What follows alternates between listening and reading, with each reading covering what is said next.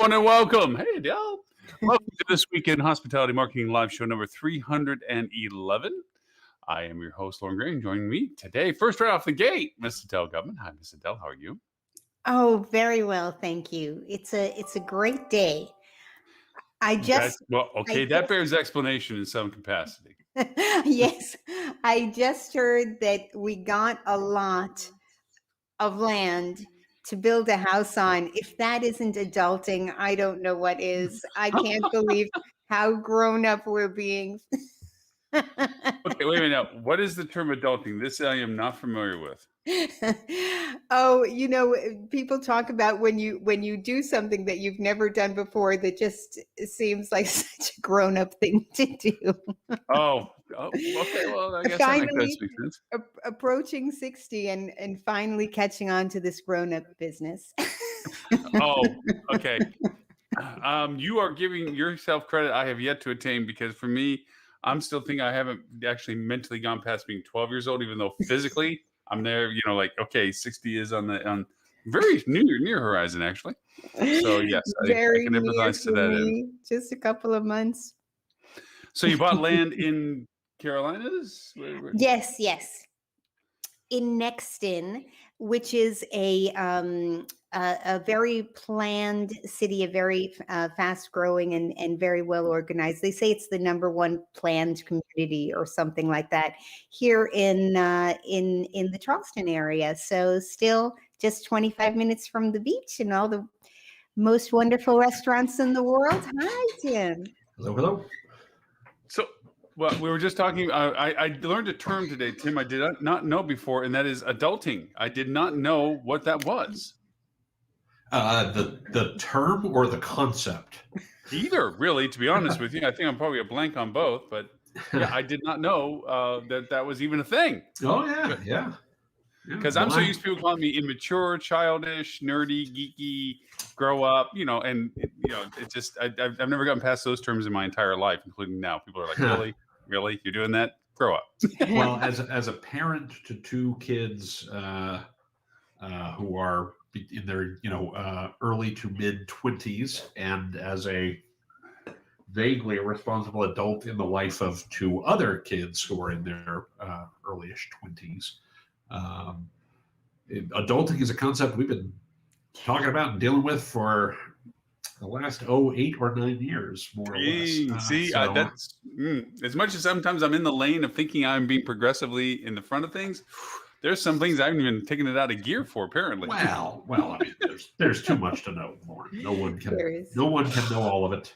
That's true. Good to see you all. Thank you. Good to see you, Tim. I guess the venue is it looks good with the guitars in the back, but is that a change in, or is that, are you going to be there for a while? Two more months. Wow, that's awesome. We spent last week in Orlando in prep for the move. We checked out some neighborhoods. My wife worked in her office in Orlando for the first time since she got the job a year ago. There's kind of a funny story. She showed up on literally her 1-year anniversary of being hired for the job. Wow. And she walked in, and the security guy who gives you your badge handed her badge and said, "I've been waiting for you for a whole year." How fun! Oh, that's awesome. So we will move at the end of September, but we're here in New Jersey for 2 more months, and then. Nice. I have to say that you are more important than I am, because Ed got to have lunch with you. I, on the other hand, Ed blew me off for dinner. So apparently you rank in the world up to Ed, and I am just a minion that fills a gap when there's nobody other to fill the gap. Well, I mean, Lauren, we have to recognize, in fairness to Ed, and in recognition of your reality, you and Ed live a lot closer. So this is the first time I've seen Ed in a year, and a year. When's the last time I saw you? I think the last time I saw you was the last time February of 2020, maybe 2020. Yeah, I think so.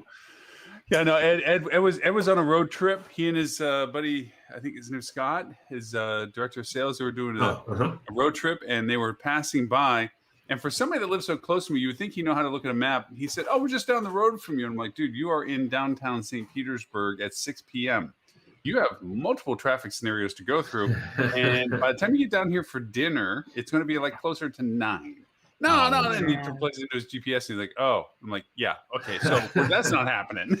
Well, see, he didn't blow you off. That was just miscalculation. Yeah, that was well, actually, to be fair, I mean, priority was for what he was traveling for, and they stayed longer than anticipated. So I just, Well, there you but go. it is always fun to be able to pick on or taunt Ed because, Well, that's true. That's true. I mean, it's just it's a thing. But anyway, So I recognize we want to get onto the show and get onto topics and things like that. I do want to say, just real quick, I traveled last week. It was my first flight in 15 months, and I'm happy to report it was a non-issue.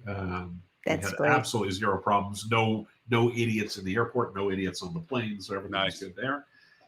Stayed in 2 lovely hotels. One of which I've stayed in before. One of which was new to me. But we stayed at the Grand Bohemian in downtown Orlando, which is lovely, and we stayed at the Kimpton in Vero Beach, Florida, where we have stayed previously. Nice. And that's a nice property. And generally speaking, they all did an okay job. I'm not slighting anybody. They're clearly still struggling with staffing issues in both cases, but they did a good job. I thought they did a reasonable job of setting expectations and a good job of meeting those reasonable expectations. Nice. So, Well, that's good. so I'm happy to report it was a quality trip. Also, my allergies are going nuts today. So if you see me wiping my nose or I don't have the plague. I'm completely fine. My allergies have gone crazy. I took a pill a couple minutes ago and it hasn't kicked in yet. It's turning into a I think one of the two joys. One of the things I enjoyed being in Central Florida when I lived there. Orlando is neat because you literally can go do the Vero thing, the Atlantic coast and the beaches and the whole different world there. Or do you flip the coin and go to the East Coast, which is a completely different side to Florida? West Coast. Vero's on the East Coast. West Coast. Sorry, West Coast. Yeah, I'm looking north. Going, yeah, it's right over there.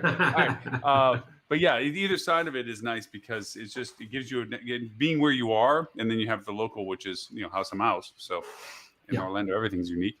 But no, it's I think you're truly going to enjoy being there in Florida. I think it's an awesome spot in Florida, and I'm biased to Florida anyway. Although Miss Adele is a landowner in Carolinas now, so. But Florida has no state tax, I think, right? So that's the real benefit. So that is true with one caveat. And my dad was an accountant by training, worked in banks his whole career, and was very fond of saying an old economics term, which is tansifal. Tansifal? No, what is that? There ain't no such thing as a free lunch. Oh, yeah. TANTS. Anyway, you get the idea. There ain't no such thing as a free lunch. What I'm learning about Orlando, and I mean, my experience with Orlando is most tourists or business people's experience with Orlando. I know the parks and I know the convention center. Like that's the only reason. I've gone to high tech there a number of times. I've gone to conferences there. I've taken my kids to the parks. And that's really all I knew about Orlando. But like any place, they have to have revenue from somewhere. So there is sales tax on a lot, tolls on every road. I mentioned that, yeah. Gas tax is pretty high.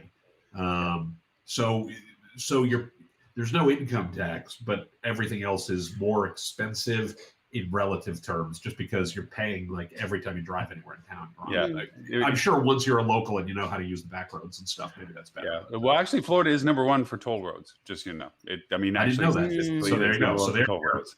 Yeah, and so there ain't no such thing as a free lunch is basically the point. Yeah, it's funny when we moved out to Texas, the inversion happened where, of course, there the taxes are different than we have here. But the other costs are lesser. But it is, to your point, it even not the same. For what we thought we saved in one side, we actually had to pay on the other. So it does work out that way for it. As you said, nobody's a free lunch for that. But I promised myself that today, because we're doing this transition of the show, we're going to be shortening it. We're going to start classifying it by topic. We're going to start having it by co-hosts and so forth as we roll forward in our anniversary next month. I was looking, it's like, we got into these ruts. And it's always been more of not a negative connotation, but a critical connotation as to the industry, what we're doing wrong. And there's certainly enough news to justify those conversations. We are one thing that Robert shared with us in his one great curated list that he sends out every week. was there's going to be a reckoning, and we all know that this is going to happen after we get this through this summer surge of demand to our industry. There's going to be a lot of people coming back going, I'm not going back there. Whether whether it was rated well according to what the Dell does, or whether it was a product that they had history with or whatever, there's been a lot of burning of the bridges for rates or service or just the logistics of getting there. Nobody wants to, no matter how well nice you had a flight, deal with somebody that wants to go ballistic on the plane and punch people. Sure. And that just seems to be the prevalent news items. That seems to be the constant rhetoric of what's going on. And not rhetoric, that's the negative way of saying it. Constant dialogue about it. And I wanted to be more positive, optimistic about it, because I think what's getting lost in all this is the joy of the industry, the enjoyment of being in the industry, and also what are we doing that are positive aspects to it. Now, I'm not thinking we're all rainbows and sunshines. Everything that we're talking about is real, and it is happening. Mm-hmm. And it is a larger topic than this sometimes unfortunate positive topic. But I wanted to think about ways that we could talk about tackling some of this stuff while being pragmatic of looking at the realities. Like, okay, we are going to go over and have backlash on rates. We are going to have backlash on service. We're going to have backlash on interest. I'm worried that we're going to be so focused on it that as these things with the pandemic continue, out of, not to be political, the disparity of perspective as to vaccinations, dummy people and smart people. I'm just, okay, there it is. Okay. But anyways, with all of that I'm noticing things in the news. For instance, the president of France, I think, was very articulate in what he perceives as his change in modality, that for everyone that doesn't want to be vaccinated, they stay home, so forth. But I think that we're getting angry now, more so than we're already angry, I guess, because gosh knows there's enough people getting angry. What was that? 6 mass shootings in Chicago in one 24-hour period things. Oh, it hurts my heart thinking and talking. Sure. And again, I'm not trying to dwell on those things, but we're getting to a point where we're going to have some impacts on what we're riding this demand curve on. How can we be positive? How can we get people to dial it down and be thoughtful about coming and staying and just enjoying the ability to do that? We all have friends that are going through a loss, and some close to others. I mean, not to share personal stories, but for everybody, that we talk to, there are people that have gone through things. Our friend Stuart recently and so forth as an example. Sure. And with all that in mind, we just need the happy component to this. So I want to talk about things. I thought one thing that I want to harbor on in a positive way was I want to talk about how people recruit now. I think a positive impact on our industry right now is how we have to rethink how we get people to work for us, with us. It's part of the process. I'm going through it firsthand with all my clients now, because that seems to be in forefront for them. It's kind of a happy place we both got. They don't want to talk about marketing. That's at its lowest ebb right now is marketing, both in budget, both in spend, and both in effort and time and everything else. And the highest is logistics and daily routine things and so forth. And labor is that juxtaposition, as you point out, Tim, with your travel. It's like they were getting past their labor staffing issues. That is the predominant thing that everybody says is labor. Right. So I noticed with my clients, when I'm helping them with let's market what you're asking people to join you for, we go back to 1940. This is what I want. These are my criterias. This is my thresholds. These are my expectations. These are the things that I expect. These are the legalities that have come in because of different laws, ability to get up and down on a chair, carry 30 pounds effortlessly for 30 minutes, blah, blah, blah, whatever. Nothing about culture, to Adele's point, nothing about remuneration, nothing about career path, investment in them or anything like that. And the tools. I don't want to get into the esoteric about, and no deference to our conversations. We've had these conversations about culture and things like this. I'm talking about the mechanics of how do you find people. There's currently, I looked it up because I was using this, over 1,120 active platforms for job searches. Sure. Free and paid. There are some that are more notable than others, like the Indeeds of the world and LinkedIn's for others and stuff like this. But HR people are not equipped. Nobody I've talked to. And this is not out of disrespect to them or, negativity. It's just this came in a way and did it in a way that it's a new frontier. I mean, most of the time hotels were doing what they had always done, which was local job boards for the local demand of labor that they needed, an expanded uh, hunt for careers for those that were GMs or exec committees within properties or in corporate offices. I'm sure present company included, you didn't open up the local newspaper, not that anybody really gets that anymore, or online and looked at the job section. That used to be the thing. When you're looking for a job, you looked in the newspaper. Who's looking? It was always a supplier-based market, not a demand-based market. Right. So anyway, that's my predication on discussing. Like I said, I'm not trying to get into the cultural component of it or that. It's just the actual, how do we retool the joy of our industry and why you'd want to be here, as to how you actually use these tools. How do you recruit? How do you get these people that are not that willing to go? When I was in college, we had an HSMA chapter in the college, actually, and Jerry Inzerillo, who I think is like the general manager of the world, or hospitality professional of the world award, just got it. He was my marketing teacher, just by the way. Anyway, we had things that we could do in order to try different fields within hospitality, and we had a connection to the people who were actually working every day. So I could go to an HSMA meeting and have face-to-face and listen to what they were talking about. And that's what excited me to be in the profession. I mean, I loved meeting with people who were already working in the field, who were so earnestly dedicated to investing time in themselves to grow their skills. And they were so interested in helping us students, how we could bloom and help us rise to our full potential. So it was a field for me that really embraced me from being a teenager.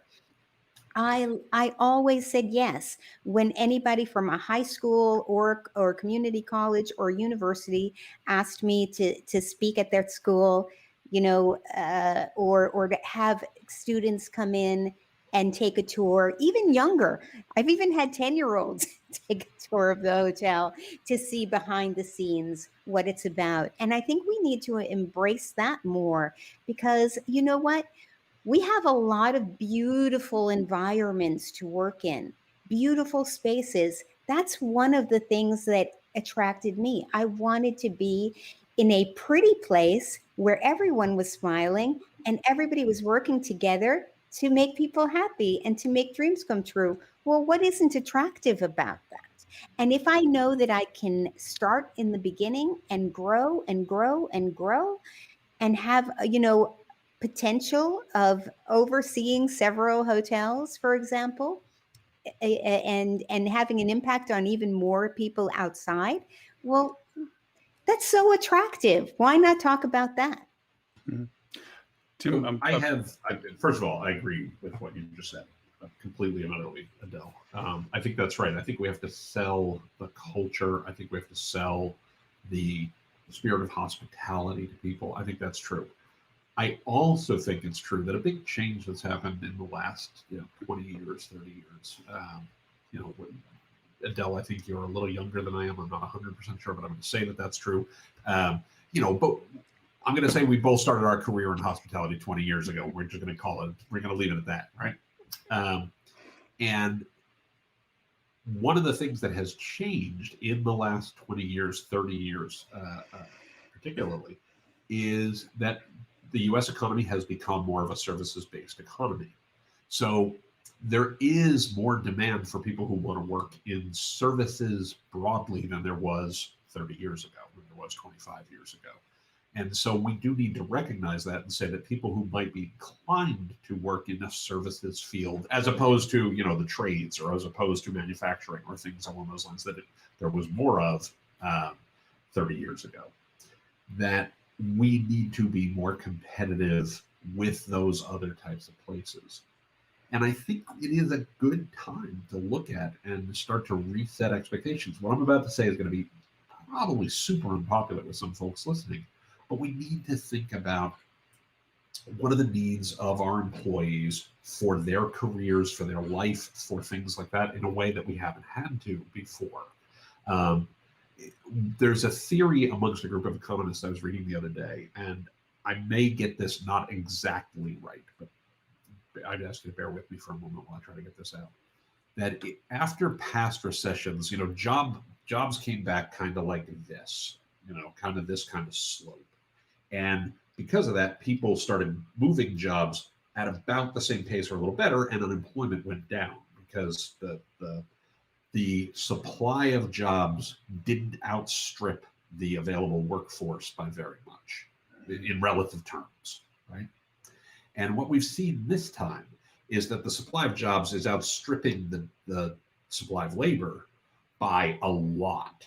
And it is causing people potentially, this is not the cause of what's going on here, but it's a cause, is if I'm a low wage worker, I'm somebody who might be an hourly worker, I'm a services type worker, etc. I have more options available to me than I have ever had before. And I, for the first time in my life, have the opportunity to be a little more picky and a little more choosy. And so some of the lag in unemployment going down and some of the problems we're having with labor and the like is that I get to be more choosy about where I choose to go. So that's going to make hiring take longer. It's going to make, you're going to have to be more competitive. And I do think we don't pay enough fundamentally, right? If I can go work in an Amazon warehouse and get paid $15 an hour, and I've got 3 points on this. One, I get $15 an hour. 2, I can get benefits. And the third one, and I think this is a killer for us in this hospitality industry that we don't talk about, I have guaranteed hours every week, right? Yes. If I'm a $12 an hour worker and you tell me I'm going to work 35 hours, but then, demand isn't there, so I get cut and I work 25. Well, that's $120 in the week that I don't make. That's a huge amount of money to me, right?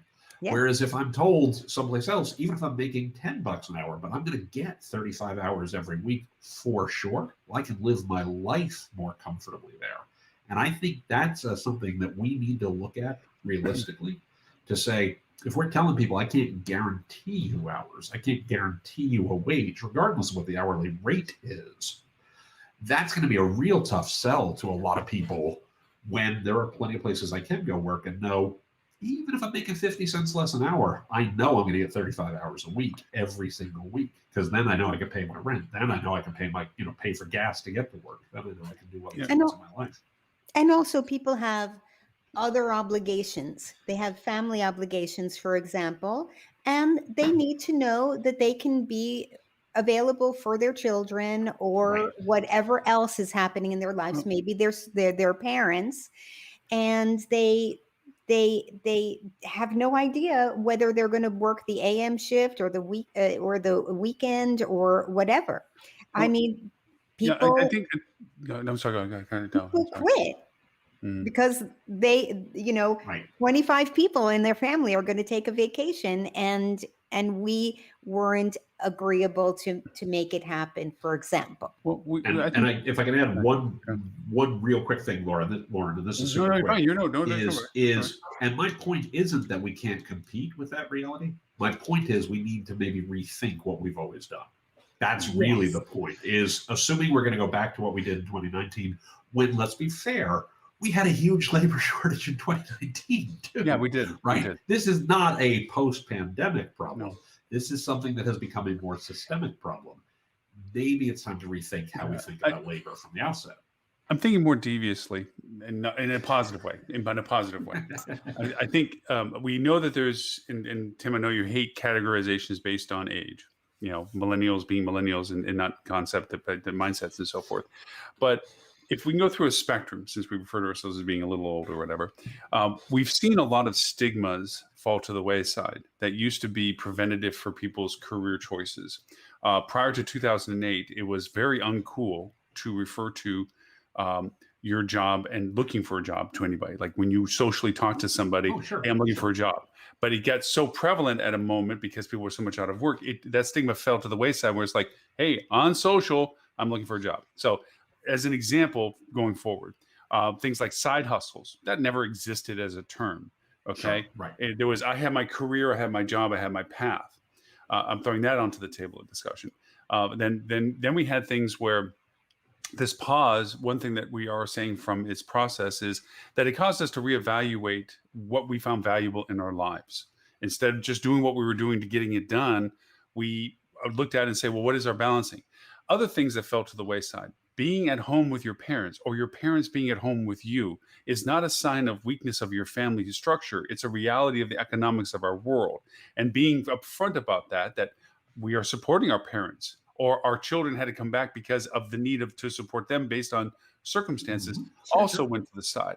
So what I know from in times past is that youth people, we condemn them. Millennials, again, this is the part that you don't like. By We the way, let's condemn them for acknowledge that millennials today are ages 25 to 40. exactly has moved They're forward. not kids. They're Right. adults. They're Let's adults be very now. clear here. And the mindset of that was that these stigmas aren't stigmas at all. They're the realities of how they perceive life.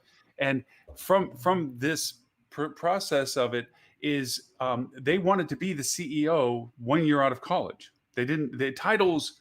I've equated to my old. I'm being generic, and I understand, or general, I should say, generic in statement, general in concept. But I equate to my own martial arts days. There was people that were learning martial arts, and it was just the attainment of the belts. How fast can I get to black belt? Didn't mean they were good at it. They just wanted the title. And they were more eager about what they had to do to get to the next level, whether they're really qualified. And the really good instructors, the people that when you saw them, their students with black belts at a tournament, you're like, those guys are good. You know why? They don't get that just because they did something that qualified them to wear another color. They got that because the instructor truly felt that they had attained that level of capabilities. Compared to other instructors, you're like, oh, black belt, yeah, that's go to the dime store. You can buy the belt that he probably handed these guys. And so I think there was a thing about how fast can we attain or how quick, and titles and so forth, lost continuity. That's carried over now as companies begin to realize they have to compensate people with benefits and so forth, stability of hours, stability of income, and so forth. When you blend all that together, you get people that say, I need a job that will cover these things, but I have the ability to side hustle to do what I need to do, things that I'm interested in, and I have the flexibility that now I have a base of this, but I have the opportunity for this. And then you add in other tools that didn't exist culturally for us, but are now a mainstay, and that is social media. There is this influencer and that infatuation and of things where people can go, oh, if you just get enough people to watch the junk you're throwing online, then you can make money off of that.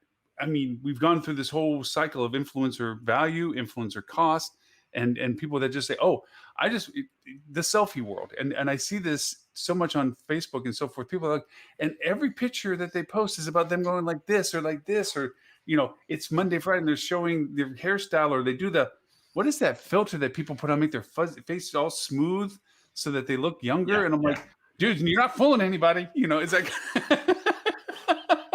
but though, that's really hard work, and few people are really super talented they're at not it. really And good at it. No, but they some think they people, can be.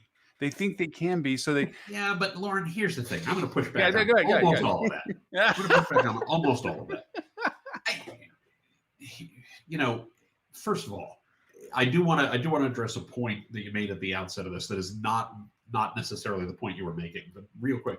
I actually think there's a lot of interesting realities, a lot of interesting data to be gleaned from demographics in terms of values and in terms of how people perceive the world. I think that's incredibly important. The only place I ever push back on demographics as a marketer is that it is often not predictive of behavior from a buyer's perspective. Mm-hmm. That's the only place I kind of push back on demography from that perspective.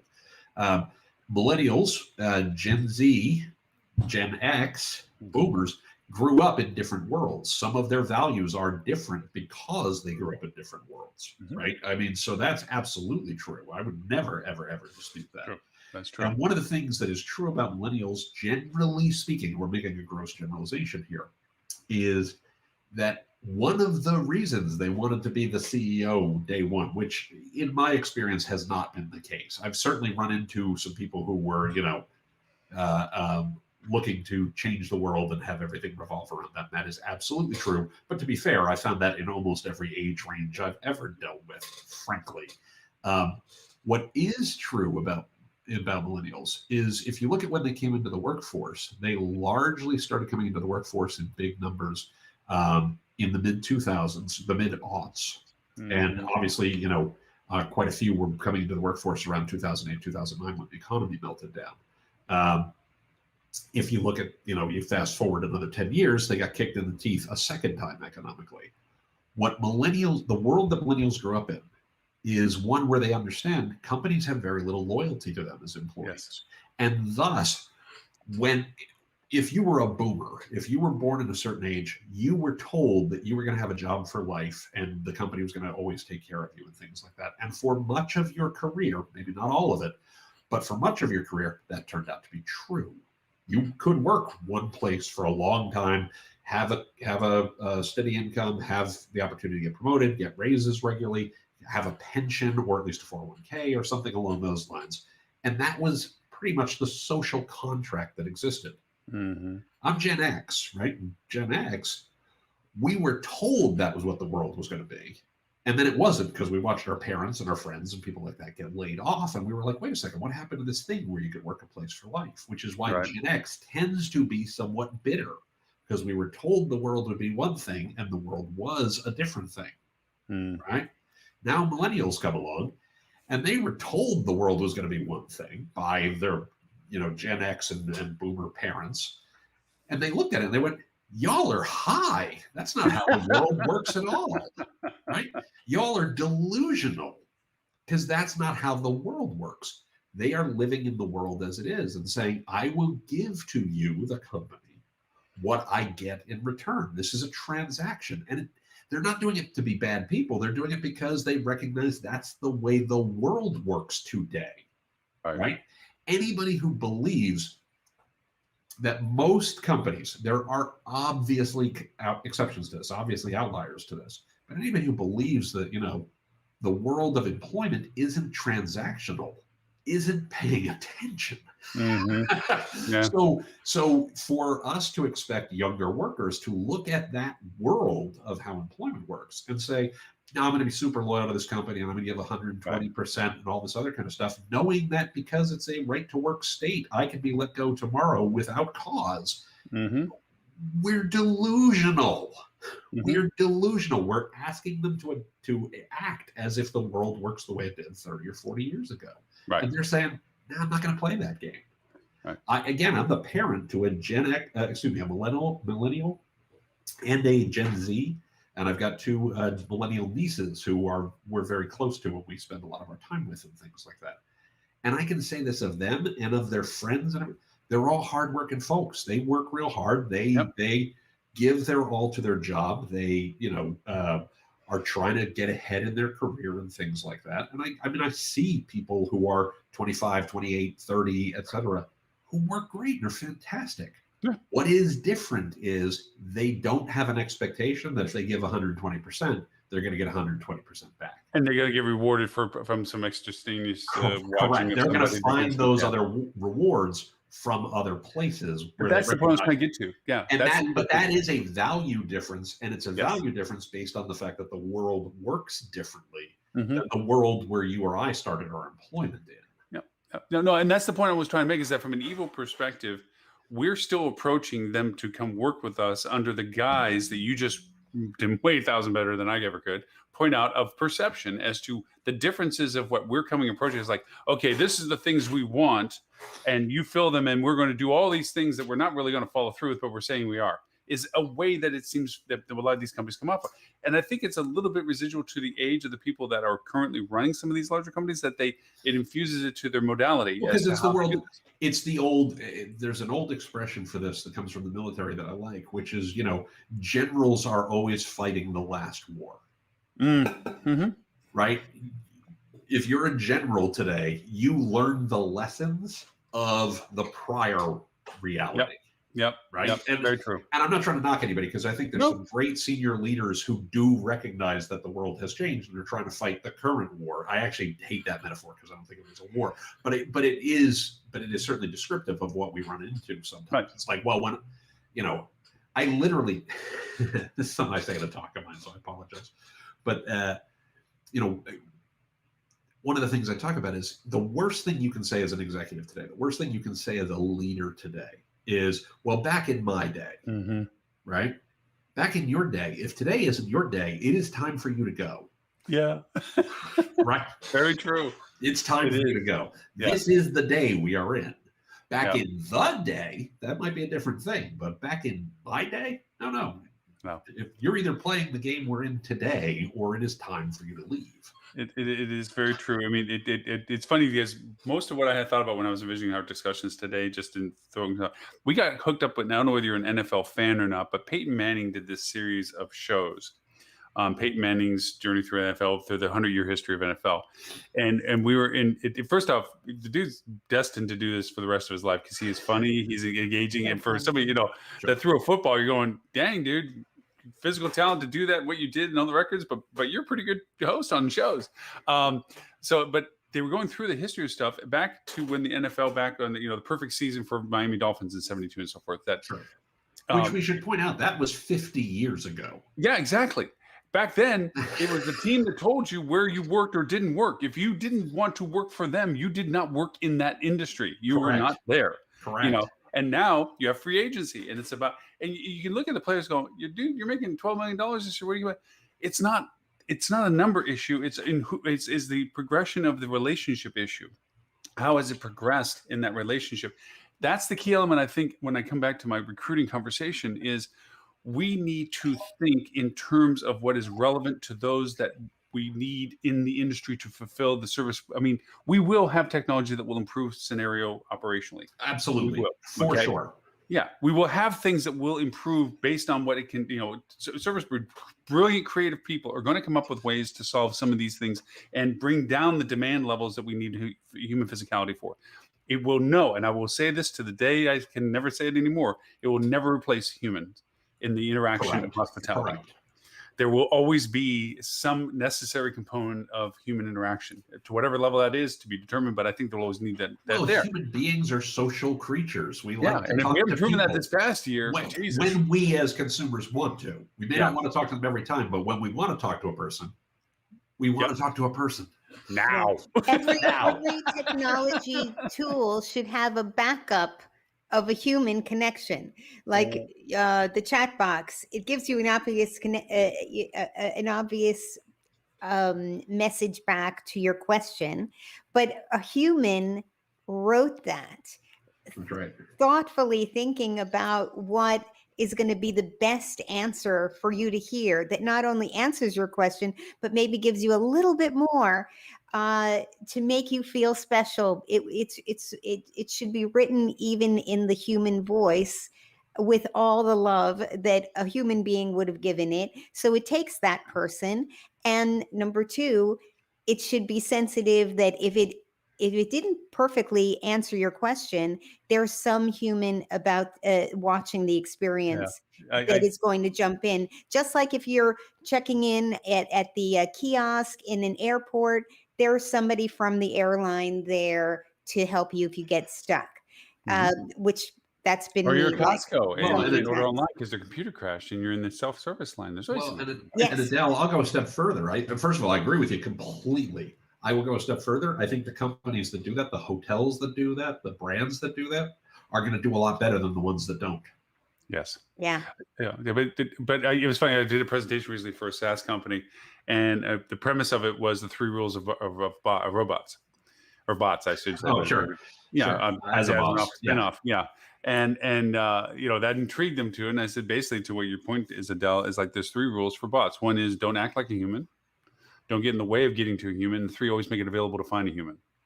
Because if you do this, then the bot is doing its benefit to, if you want to use the bot. Right. If it's not doing what you intend to do, or you weren't that smart human that figured out all the variations, get out of the way or make sure it's available.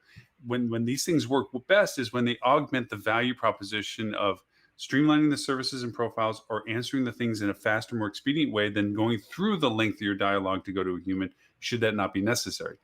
But that's it. Don't try to emulate something that it can't functionally do right now. There's no HAL computer right now. But yes, and this is very much what Adele is saying. The human has to be able to help too, right? Yes. And this brings us back to the talent thing. Like, we don't want to hire drones who know how to read the script. Yeah. We want to hire people who know Definitely. how to serve people and actually take care of the customer's problem. Yes. Right? I mean, because And it's not just we're looking for, any warm body. We're looking for people who are committed to giving a great service experience. That's the part that's bugging me right now in my process of helping clients. Is I found some great platforms, and I did this in my last podcast. CViz is a brilliant platform I found. CVviz actually is the platform. And what it does do is it allows me to take the positions that are available and centralize them to a distribution that goes to hundreds of platforms and create the criteria they need. Like, for instance, it's meta search for resumes. Yeah, and it's really helpful and handy. It helps you filter them, coordinate them, so you're not just going through the clutter, whatever have you. It's all good. But my frustration point is the very functionality that it's providing is the neutering of the messaging, because the formats that are being requested from these platforms are still based in the mindset of what we usually do in industry, which is, what are you looking for education? What are you looking for experience? Right. And it's like, not that they're not important to qualify the position's role, but there has to be more to it than just the description box that you have to fill in, because those usually get eaten up by character counts on the legalities of what you need to project. Sure. So that you don't find yourself having issues where you're making a decision between two potential candidates, and you choose one and the other one says, why them, not me? And you don't have anything to identify other than your preference of choice. And in that case, I truly believe, we need to be able to justify the unbiasedness of our choices, not the bias that unfortunately exists sometimes, where we're like, oh, well, I like this person because they smiled at me more somehow, something weird. That's a good reason to hire somebody, because they smiled at you more. Sorry, but well, any day of the week in hospitality. Maybe it's a bad example, but the tough part is that our legal system has gotten to the point where, did you not pick me because of XYZ legal issue? You know what I mean? And that's the unfortunate part. It's a reality of our society. I think there's benefits to it, but it's a double-edged sword to it. It adds benefit for defending and securing the opportunities to be given to people. Sure. But on the other side, it's like, dude, it's my company. I'm hiring who I think is going to fit my company, not because of some legal requirement of whether or not you are of a particular ethnicity or whatever. It's but you're not legally required to hire anybody or not hire anybody. I mean, let's be really clear about that. Right? Yeah, that's true. That's true. It's making sure that we're giving everybody an opportunity and an equal opportunity to a role, right? And not just hiring the people who look like us, because that's the people we've always hired. It is a thing of understanding that it comes down to, are we hiring the best person to fill the role? And are we, how do we find the people? I still think it goes back to, I'm going to use Charleston County because I know Adele, you live there, right? And it's a great travel market. I've got a client there. I've worked in the market for 10 years, so I know the market relatively well. Population of Charleston County is about 425,000 people, give or take, right? If 10% of the people there are going to work in services industries, right? And I'm just making up that number. I don't have a good feel for what the actual number is going to be. But that means there's 42,000 available workers for all of the service industries in Charleston County, all of them, right? And if we add, I happen to know in 2020, before the pandemic, that Charleston was on pace to add about 1,000 rooms in the first quarter of 2020. I don't know the new numbers because everything's all fakaked because pandemic and stuff like that. That's why this is definitely out of date. But we were going to add about 1,000 rooms, right? Okay, you're going to add 1,000 rooms. How many people do you have to hire to service those 1,000 rooms? And I mean service in every sense: front desk, housekeeping, bellman, whatever. A bunch. But you're still pulling from that same pool of 42,000 people. the tool you're talking about, Lauren, is a great tool if you're hiring at a corporate level where you can have people who are remote workers and things along those lines. It's not necessarily a benefit. And I'm not trying to slight the thing. It's not necessarily a benefit when the pool of people you can hire from has to be somewhat local when we're talking about the service experience on property. And to me, that's the place where I keep coming back to. We have to rethink, how do we appeal to those 42,000 people to say, this is not just a job you want, but this is a career that is worthy of pursuing. This is something that, you want to give yourself to, because we've all been in the industry a long time, right? We've all been in the industry a long time. We've all done well for ourselves. None of us started in the role we're in today. We all started in some, lower level role where it was a grubbier job, right? For the most part. I started as an account manager or account executive at a Quality Inn Greenway Plaza when I was still in school. I mean, technically, my first job in hospitality was I was a waiter in a restaurant when I was in college. That's where I first grew to love this industry, generally speaking. I would expand a little bit, and this is my perspective of what you just said. Is I completely agree. You have a limited job pool, and yes, I mean these tools do help with the localization because there is fracture. You can geographically. Sure, of course. Yeah, but the point is, yes, have a known pool of people that have already either worked in the industry or have the experience requirements you're looking for. This is my mold breaking conversation. Yep. Where I have always said, and I've had this history with me, I loved hiring people that had never worked in the industry because it allowed us the perspective of opportunity to help the perspective of the guest. And they sell without the biasness that gets tainted from the familiarization of how things work. That being said, I would look at what you did as an example and say, yes, I will always try to pursue the people that I have a known ability to do the job. But I'll also look at those people that are looking for that. I'm not happy with what I'm doing. I like it when I make dinner for people. Well, what does that translate? Maybe you like to work in a restaurant as a cook where you feel good about the stuff you're putting up. One of my favorite all-time jobs, even when I was at a level I never had to touch another plate in my life, was dishwashing. Sorry. It was a very zen thing for me. Things get rinsed in a rack goes in machine goes down, hit button, come out, open door, open. I used to, after catering conference, my teams used to laugh at me because it's like, where's Lauren? You know where he is. And I'm in the dish machine. Right. It was my way of decompressing from getting past a big event. I get it completely. By the way, we're saying the same thing, Lauren. I didn't make that clear. I said there's about 10% will work in the service industry. Sure. Yes. Okay. I'm not saying they worked in the service industry. I agree with you. I actually started my career in music, and then I worked in financial services for 5-6 years during the .com boom before I actually went back into. Actually, shouldn't say back into hospitality, but worked in a hotel company for the first time in 2001, which was an interesting year to start in the hotel industry. Yeah, it's a definitely interesting year. I would say that the reason why I say that this is opportunistic for us now is, and this is my positive versus negative. The negative, all the things we're dealing with in the news features and all the articles we have and everything else we've been talking about for weeks on end is the negative impact on our industry, the lack of labor, the lack of service, and so forth and so on. I also look at it as an amazing opportunity. Maybe this is just the forever positive in me or whatever, of people that are sitting, what makes me happy? What do I like doing? You know what? I like making people happy. Maybe they don't even have that clarity. They just know they love it when they took care of a friend, or they opened the door for somebody, or they brought the freaking shopping cart back, whatever.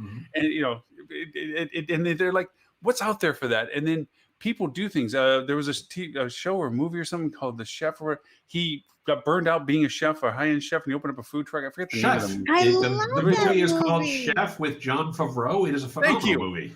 Thank you. Called Chef. That's it. And I'm not trying to trust the current circumstances, but with this TV channel that I'm doing and so forth, I am getting not inundated, but happily brought in, because of my food and beverage being historical, of these companies of the Colorado Restaurant Association want to do these stories and so forth. I'm dealing with a chef I'll be talking with this afternoon, actually, and I'm looking forward to it, because he does these things for corporations where he's a well-known chef. He's got Iron Chef Award or whatever, and several times and what have you. He does these close Zoom call chef classes as incentives for the company sends out all the food package to them, and this guy cooks with them on screen live, sharing show me your food, what do you got, and he does these things. It's not like this massive money. I'm sure he makes good money at it, but it's the joy of sharing the joy that you have is the thing that I think. But the TV channel stuff is like, that's where I'm doing with the TV channel. Is like, people ask me, is like, what are you doing with the TV channel? It's like, it's about our industry. It's not about Right. diner drivers going to a consumer. It's about the joy of being in this industry. And I think there's this window now of, and I'm talking about this from a recruiting perspective, where there's a lot of people out there going, I've done X for this long. I'm good at it. I have history with it. I have experience with it, but it's not really my passion. I don't know what my passion is, but and they've taken the time sitting at home for whatever. They've started outlining what makes them happy. And I think they're looking at opportunities. And I think this is a chance. Right now, we got buried as an industry to try to fulfill the demand that we have. And we've done, I wouldn't say poorly at it. That's not even fair.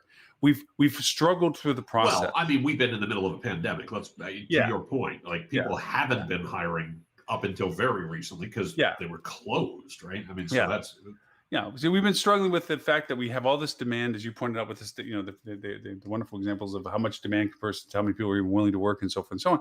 And so we've really gotten into this cycle of newsworthiness. Unfortunately, a lot of what we do is based on the value proposition of the story that's told. Sure. We're very much a communication society.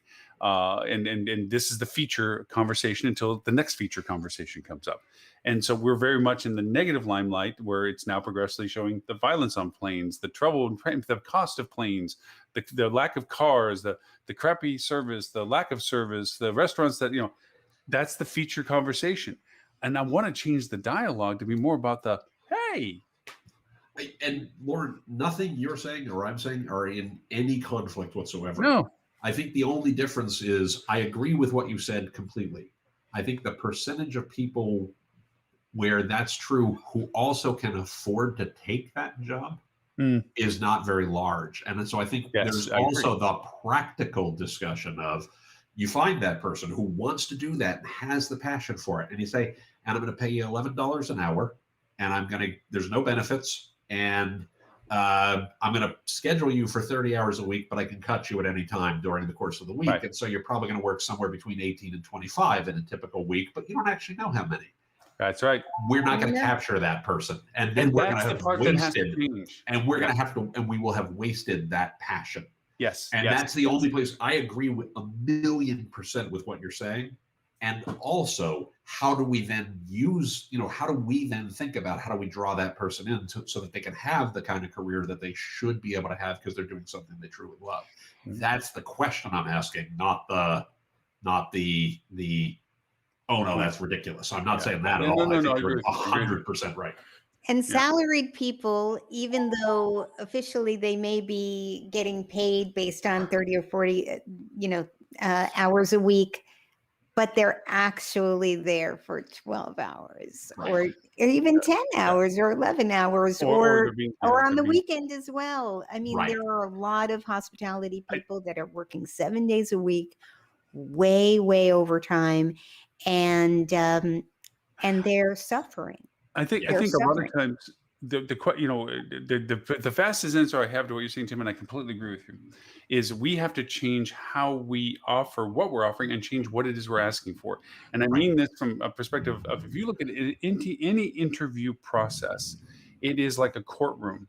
You are innocent until proven guilty, or guilty until proven innocent, whichever way you want to look at it, okay? It is a one-sided conversation in which you're responding to. The questions that are asked are for validation, not confirmation or information. Well, I wouldn't say confirmation. Confirmation could be actually part of it. But we should be selling this to folks as much as they are selling themselves to us. Right. Yes, and that's the part. And so for me, it's like if I'm sitting back here, I see some restaurants that have decided, and this is a local conversation for me, that they are closed certain days of the week. It's not that they don't want to be open. It's just they have recognized that they have a limited labor pool. And in order for them not to lose them for overworking them, to Adele's point, everything we've been mentioning about, we're going to close these certain days because that gives our team a legitimate break from what we're doing, which also means we can quantify what exactly they're doing, and they can make the money that they need to make and understand the hours we're offering them, and they're integrating things of value to them. Whether they're offering benefits or not, I don't know them well enough for that, but I do see restaurants that say, look, Sunday we're closed at 6. Monday we're completely closed. Tuesday we're completely closed. Wednesday we open up, and and they're doing this so that the team can survive. And they're fresh. They're providing better service. They're getting better reviews. They're getting better conversation about them. And yes, someone's like, I went by there Monday, it was closed. Yep, that's what it is. They're closed on Monday. But I think you're exactly right that we are in a period of amazing opportunity for innovation of what what are the right hours? What are the right schedules? What are the right whatever? Like the point I'm trying to make, and and again, I think we agree on this, is what we can't do. What we can't do is look at today and say, it's going to go back to the way it was in 2015 tomorrow. Right. Because it's not. The other thing is, we have to recognize that some of what we're dealing with, we were dealing with in 2019. So this isn't all pandemic hangover. This is a systemic change we're seeing in terms of what labor is available, what people expect, et cetera. And you can hate it.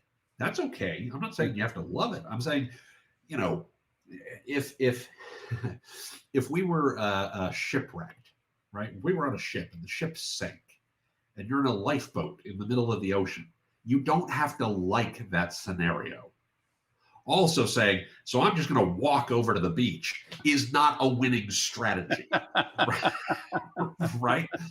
We have to say, okay, we're in a lifeboat. What do we do given the realities? Current sector. Picture a better future of maybe it won't be a lifeboat. It'll be a yacht at some point. But realize, you know, here's where we are. What do we do about it? What we have to do about it is we have to say, look, we know that it's competition for labor. We know that labor has different demands than they had 10 years ago or 5 years ago or 20 years ago. We know that people have to be able to make a living. We know that X, we know that Y, we know that Z, and say, great, given those facts and given the vision of we want to be on a yacht, how do we reconcile those two to make them both come true? It does not mean they can't both be true. It means that we have to think about it rationally of where are we trying to get to, what is our current state, and then what are the steps that help us get there. Yeah, I heard about one general manager who trained a whole bunch of people, 3 times as many in number than she actually needs. But some people only want to work 1 shift a week. Some people want to work 2 shifts a week.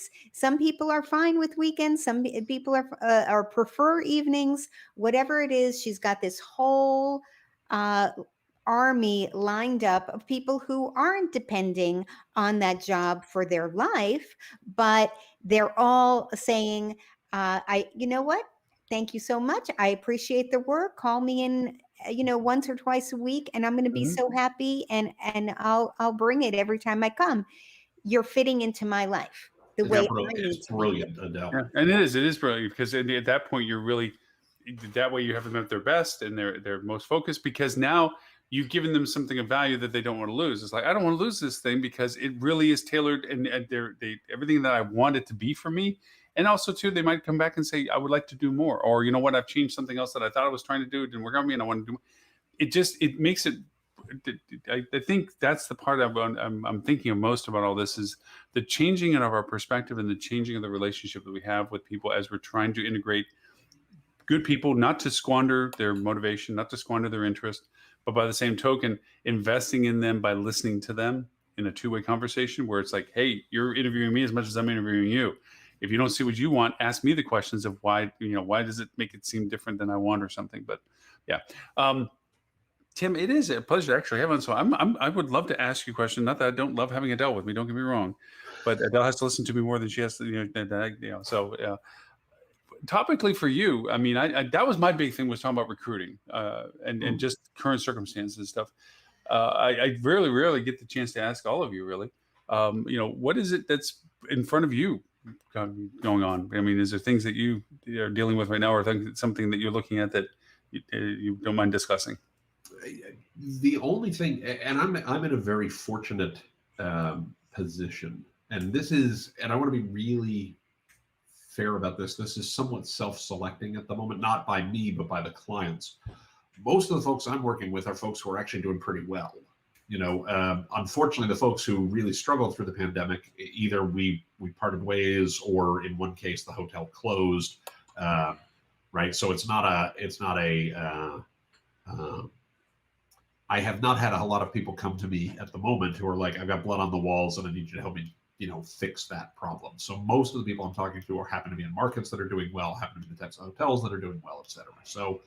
So I'm certainly I have friends who work with people. I talk to a couple of hotels who used to be clients, but I'm talking to them still, who are getting through. But most of the folks I'm talking to, we're talking more about how do we sustain past this, right? Demand is high now, and how do we set up so that when demand is high for these properties and these markets and the like, and how do we set ourselves up for, when things calm down and get back to norm? How are we not pricing ourselves out of the market? How are we, but also getting every dollar that we can? How are we thinking strategically about the product? How are we thinking about how are we staffing? How are we thinking about, what does the offering look like a year from now? Because now is a great time to be thinking about that so that we're ready to go when demand tails off to make whatever changes need to be made, things along those lines. So it's more looking 12 months out than than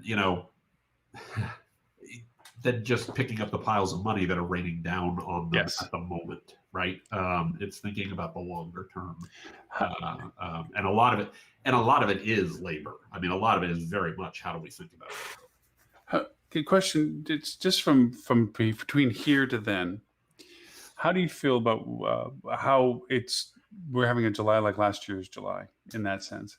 Do you feel that that's changing your perspective from what you think it was going towards? Do you still feel as optimistic about, or as the same that you're seeing from a year from now, or are you saying there could still be some bumps in the road that? Oh yeah, for sure. So one of the things we do a lot and we talk about a lot with clients is I don't make predictions.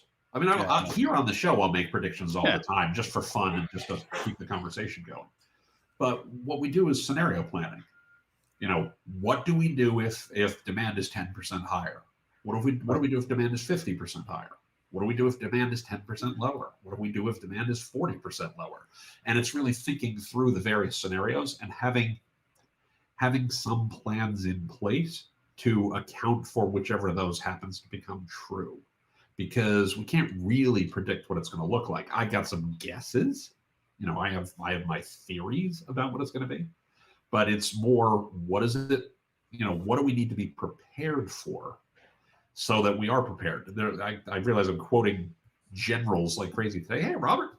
Hey, Robert. Hi, Robert. I realize I'm quoting generals like crazy today. But, there's an old Dwight Eisenhower quote, which I guess any Dwight Eisenhower quote at this point is an old quote. but he famously said, plans are useless. Planning is essential.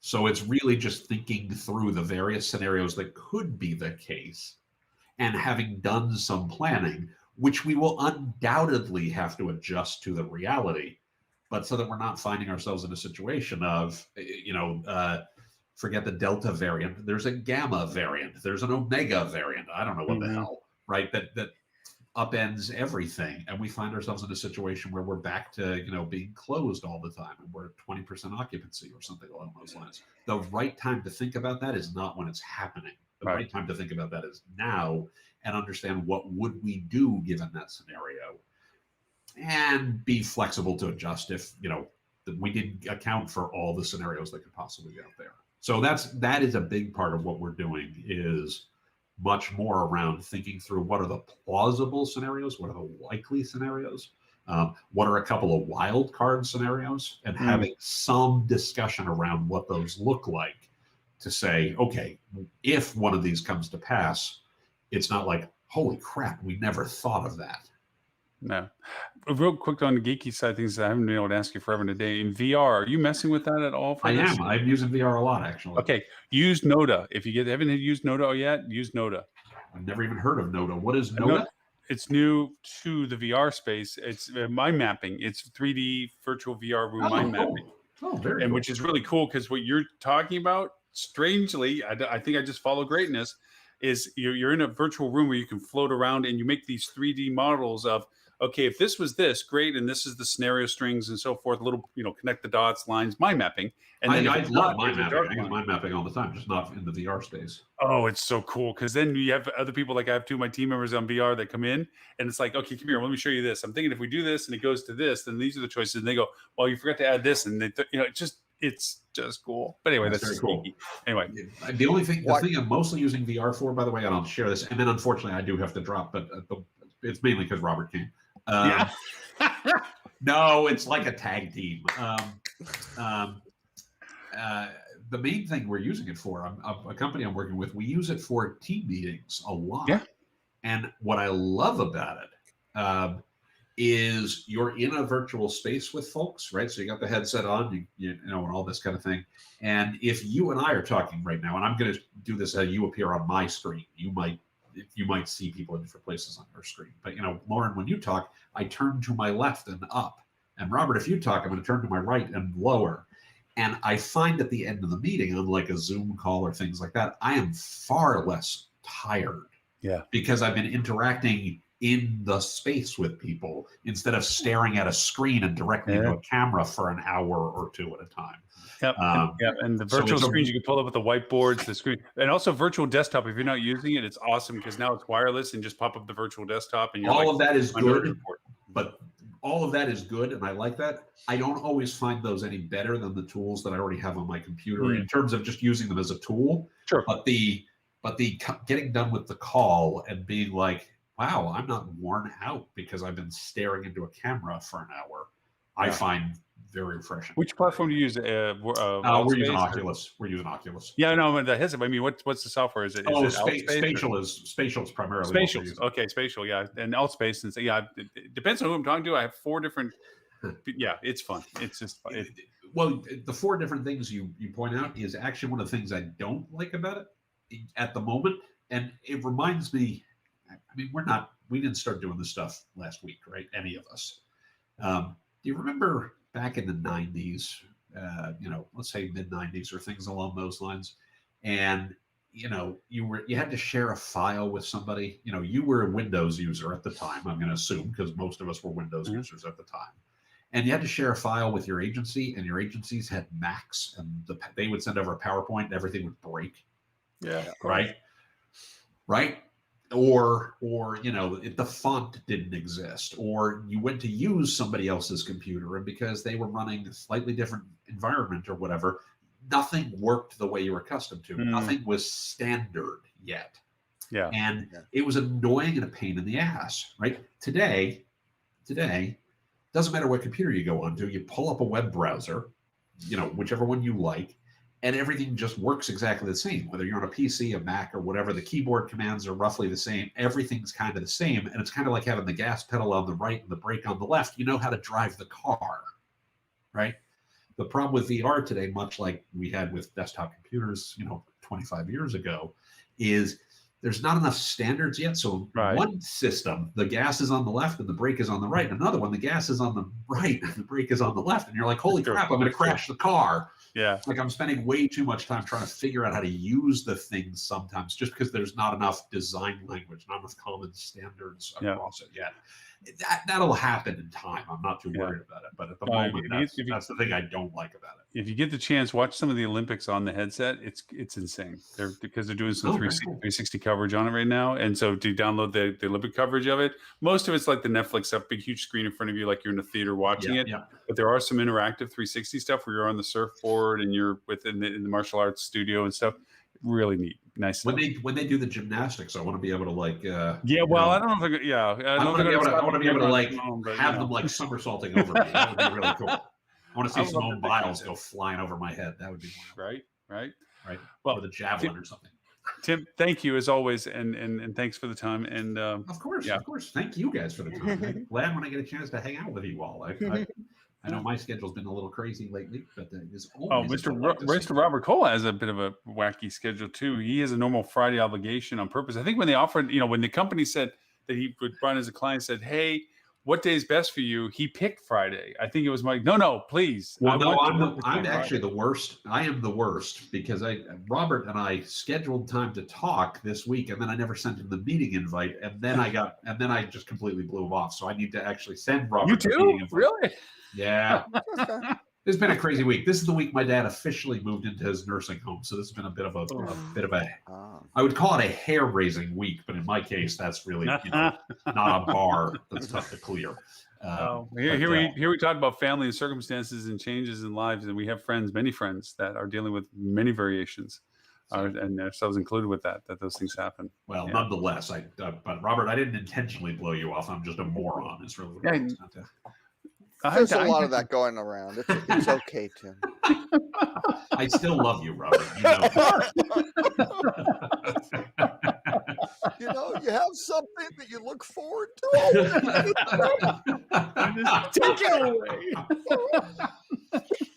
All right. Well, now that I've left Robert crying, it is time for me to go. Reminds me of college, really. I only showed up at really 1 hour and 2 minutes in to see if Lauren was going to end the show at 1 hour, because he's trying to transition into a shorter of weeks. I was going to try to keep it a little shorter this week but you know what is?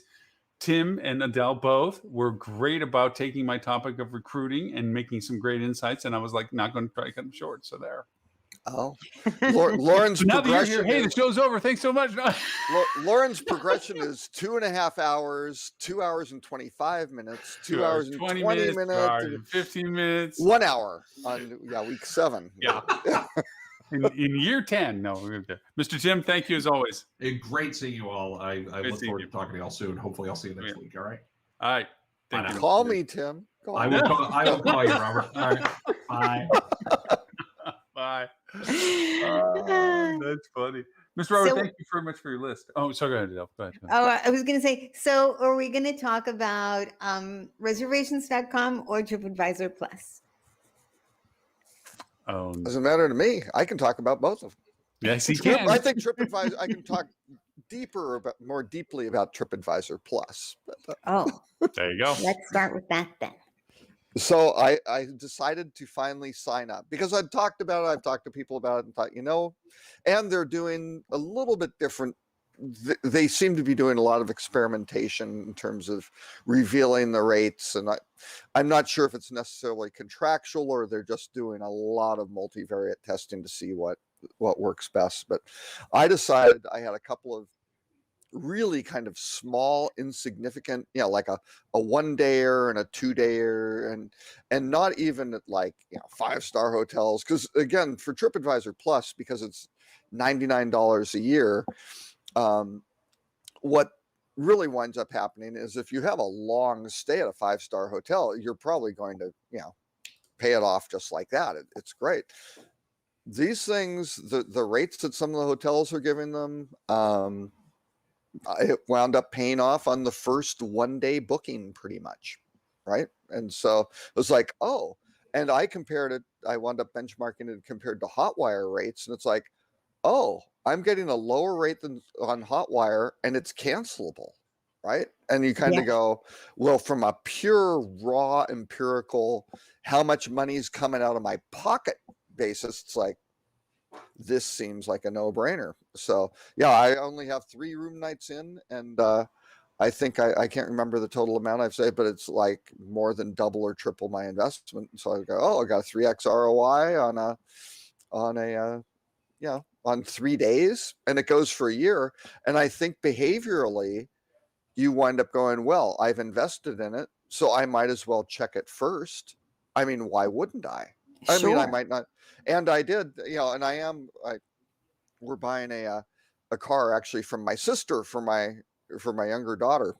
And so she's up in Idaho. So we're going to fly up there and then drive back. And it's a 24-hour drive. And it's like, wait, we can stop in Jackson and we can stop in Aspen on the way back. They don't have any inventory there. Well, nobody does. I mean, it's the Hampton Inn in Jackson, Wyoming is $661 a night before tax, right? $734 a night, right?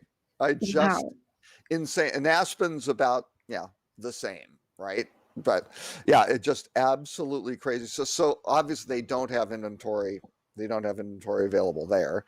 But then we're staying in a couple little places like Rock Springs and I can't remember another little town, and they didn't have it there either, right? So you kind of go, okay. But again, I kind of look through those spots and go, I can get something on and because of the nature of the trip where you go, oh, we might get hung up earlier or later, I don't want to go hotwire, non-cancelable, non-refundable. But in those cases, hotwire didn't have really super low rates either, right? So, or I'm sorry, they had their super low rates were equivalent to what I could get on either Booking or hotel. I can't remember if I used Booking.com. I think I might have used Booking for both of them. So sorry, hoteliers, on the Book Direct stuff, but if I can save 30% as a consumer and get basically the same, why would I? Oh, points, really? I don't know. The points aren't. Oh no, actually, I think I booked through Wyndham.com on one of them. Actually, I did Wyndham, and I assume I will be getting points. And but it was the rate was very low. It was, I think it was a AAA rate, as a matter of fact. And it was it was like 15% off, and it was cancelable, and it's like better than their best available rate for their members. And you go, well, why would I book the member rate? It doesn't make any sense, right? So it makes me crazy when a company says we have the lowest rate for our members, and then somebody in revenue management thinking, oh, why don't I just put in a mobile only for the OTAs?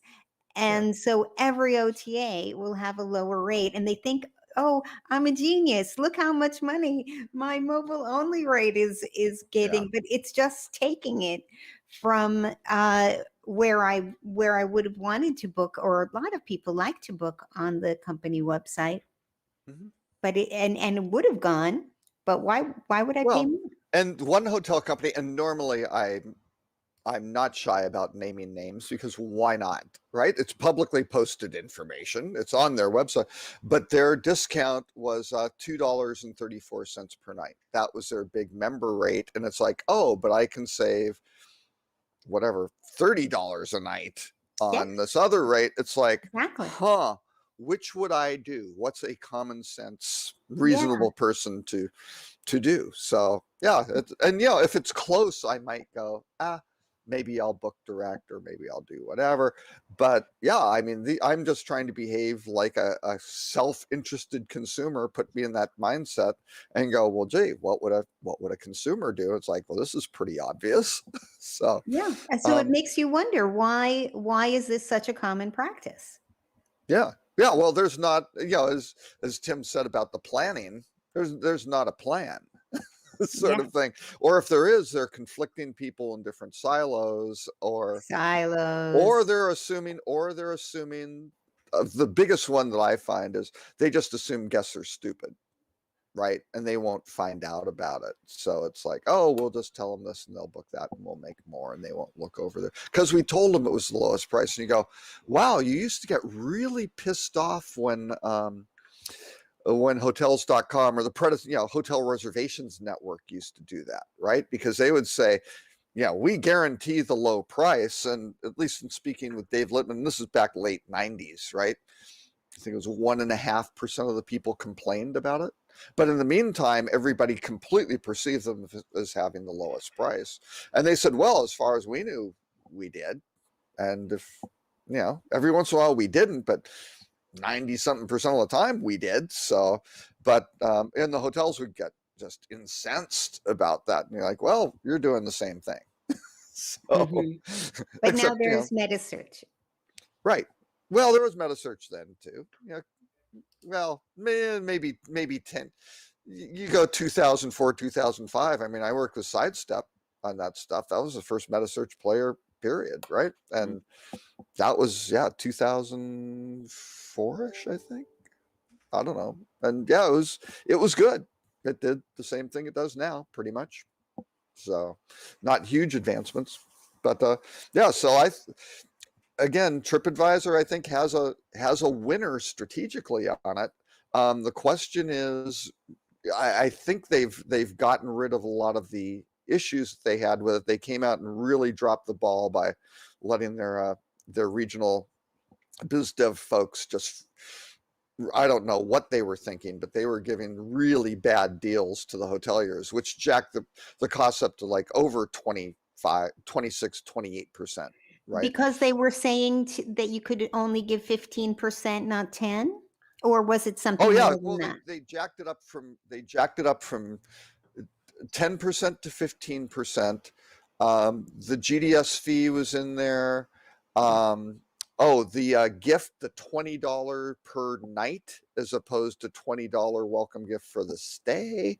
It was a bunch of different things. Did they right? get rid of As that minimum. per night?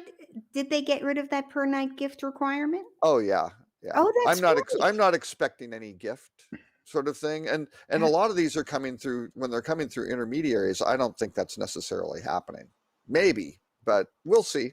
We'll see if they get something special. But Yeah. I think they softened some of those because they blew up the economics. But it was Yes, interesting. exactly. Dean sent a little note this morning that said that they weren't getting business through intermediaries anymore, and I do not believe that is the case. They're still getting these bookings through intermediaries. Yeah, I've And seen hotels show up on TripAdvisor Plus where it doesn't have that list. You'll get this, you'll get this, you'll Right. get this, you'll get this. And I wonder how come most of them have that and then a few of them don't seem the other to ones have I think are coming through intermediaries. I'm pretty sure. So they're booking it's through Get a Room or whoever, and it's just like the Get a Room, right? And you're going to get it, and it's going to go, and that's fine. The hotel has no idea it's going through TripAdvisor. I believe somebody had said, now I don't have firsthand knowledge of this, that Get a Room was out kind of soliciting on TripAdvisor's behalf, but that doesn't make. I could see that happening, but Trip has their own biz dev team and stuff on it, so I would think they would have their folks developing it. So Yeah. I'm not sure, but overall, UI simplicity. It breaks down the prices pretty straightforward on that first booking. You go out and it says, here's what you're going to pay, and here's the total price, including the $99 fee. They popped up. The thing that kind of triggered it for me, I thought, well, that's very clever. I'll give them a little, incremental stat was it came up and said, hey, 25, put in whatever, 25 off as a coupon code or whatever it was. And it was $25 off for the booking. Now, I don't know if it was because I go look at TripAdvisor a lot for a lot of different things or whatever, or I think I've booked some stuff through them before, probably. I have, and I didn't get that. It wasn't a big Well, one, now.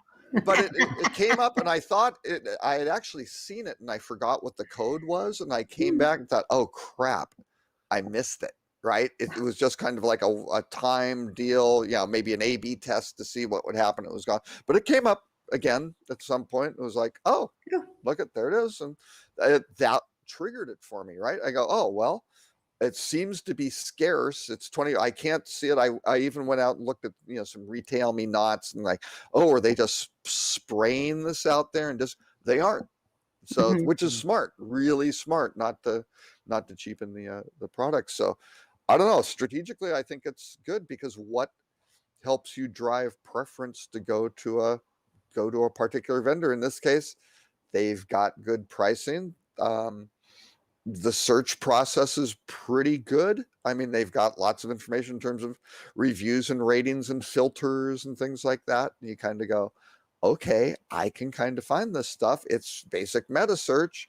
It's fairly snappy, in terms of responsiveness. And you go, yeah. And so you shoot up right I think to the it's, top. and I think it's, well, and it's the same like leading hotels of the world, right? Charges, I can't remember, it was $150, $250 for their members, for their leading club.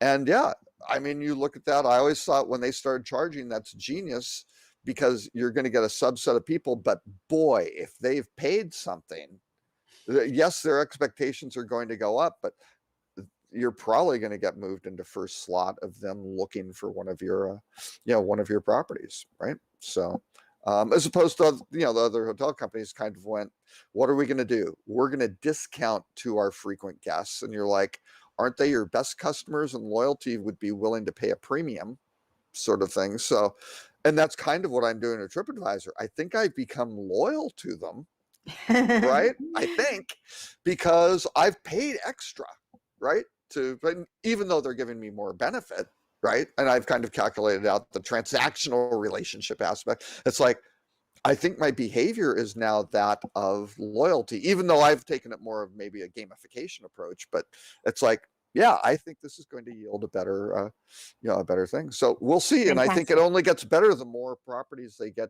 into it. And we'll see. Now the major brands, my understanding, are all hesitant. They don't want to be, Marriott's never the first into the pool for anything. They normally go last, right?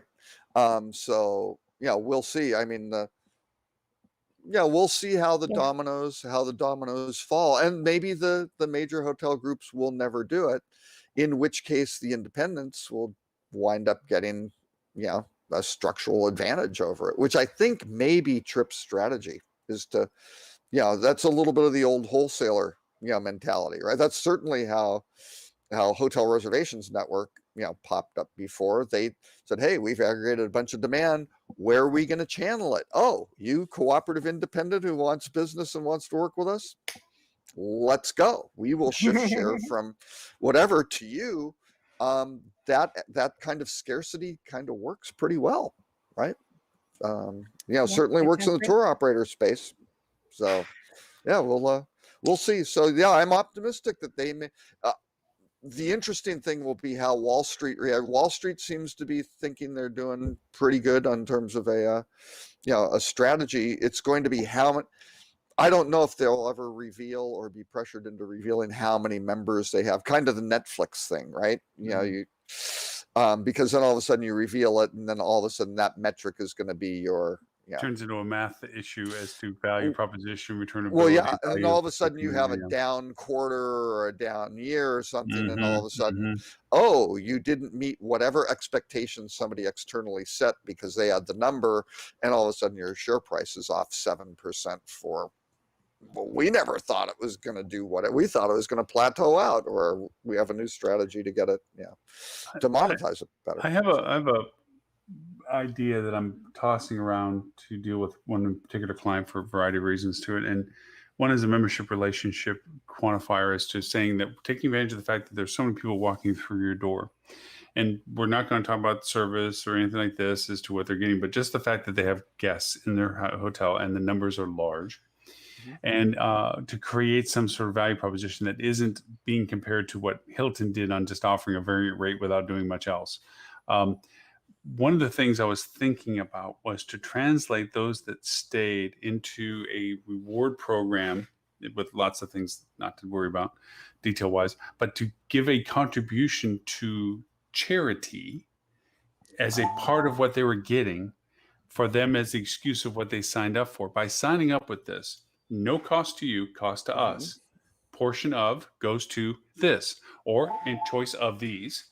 And in your name, we'll be happy to say, because you stayed with us, we gave you $10 to the no-kill shelter, or $10 to the local fund of whatever.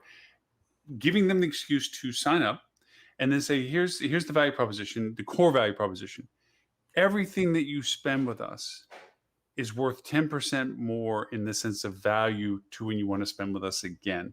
An immediate value percentage that says, whatever your folio is at the end of your stay here, you have a 10% value coupon for your next stay with us. Now, not 10% may be a little rich when you run through the numbers. And this is a work in process, but here's my mentality. I laid out a whole program for a major. I can't even say the niche that they're in because then they chase you down and you disappear and you're nothing more than a little rock in the middle of an open field going, yes, this is where he is. No, but I laid it out. But with a lot of my clients, I will start out with kind of a scorecard, right? And basically say, what happens at the end of this project? What are the boxes that have to be checked where everybody goes, right, we've accomplished our goals and we are happy and satisfied, right? So, and this one happened to have eight boxes. We checked all of them, and the CFO declined to do the project. I'm like, well, okay, that's fine, because I got paid. I don't care, right? You don't have to take my advice, but this thing checked all your boxes, and everybody we talked to, including all the people who said, they're going to be the worst group to deal with because they don't like anything. They Mhm. loved it, right? This thing really worked. And there was a component of it. And basically what we said was 2% off of everything, right?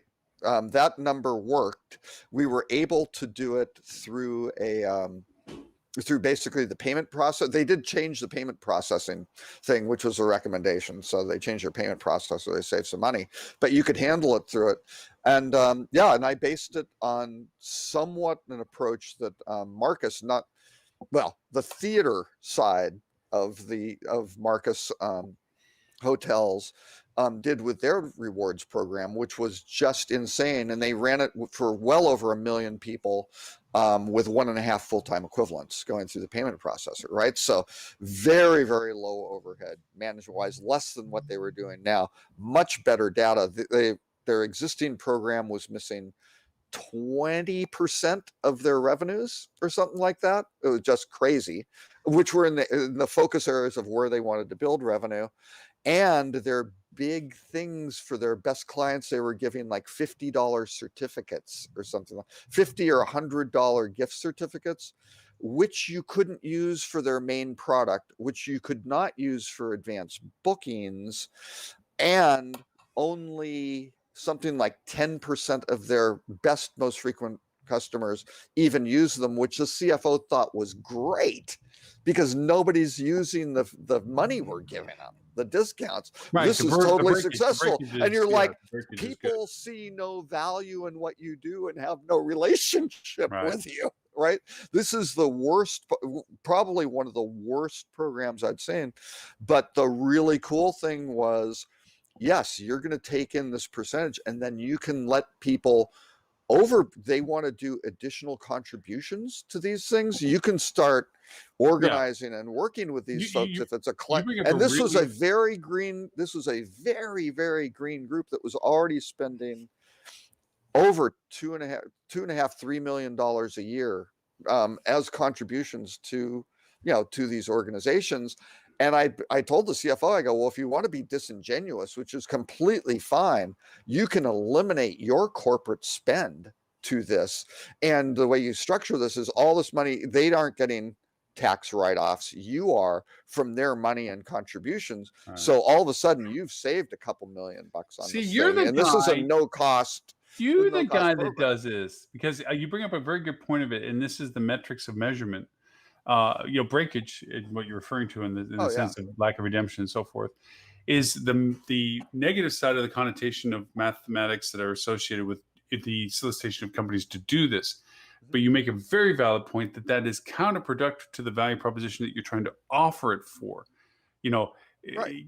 In the sense that resort fees are based on breakage, right? Exactly. What I'm saying is that if it was really all that we say it is to the people to participate, breakage would be a minimal number that isn't really a math function that's a value as it is the engagement value that you have.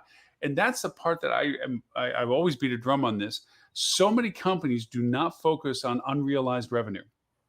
They don't focus on the math associated with the engagement value of what you're creating of, if you were to do this, this is how much you could possibly get.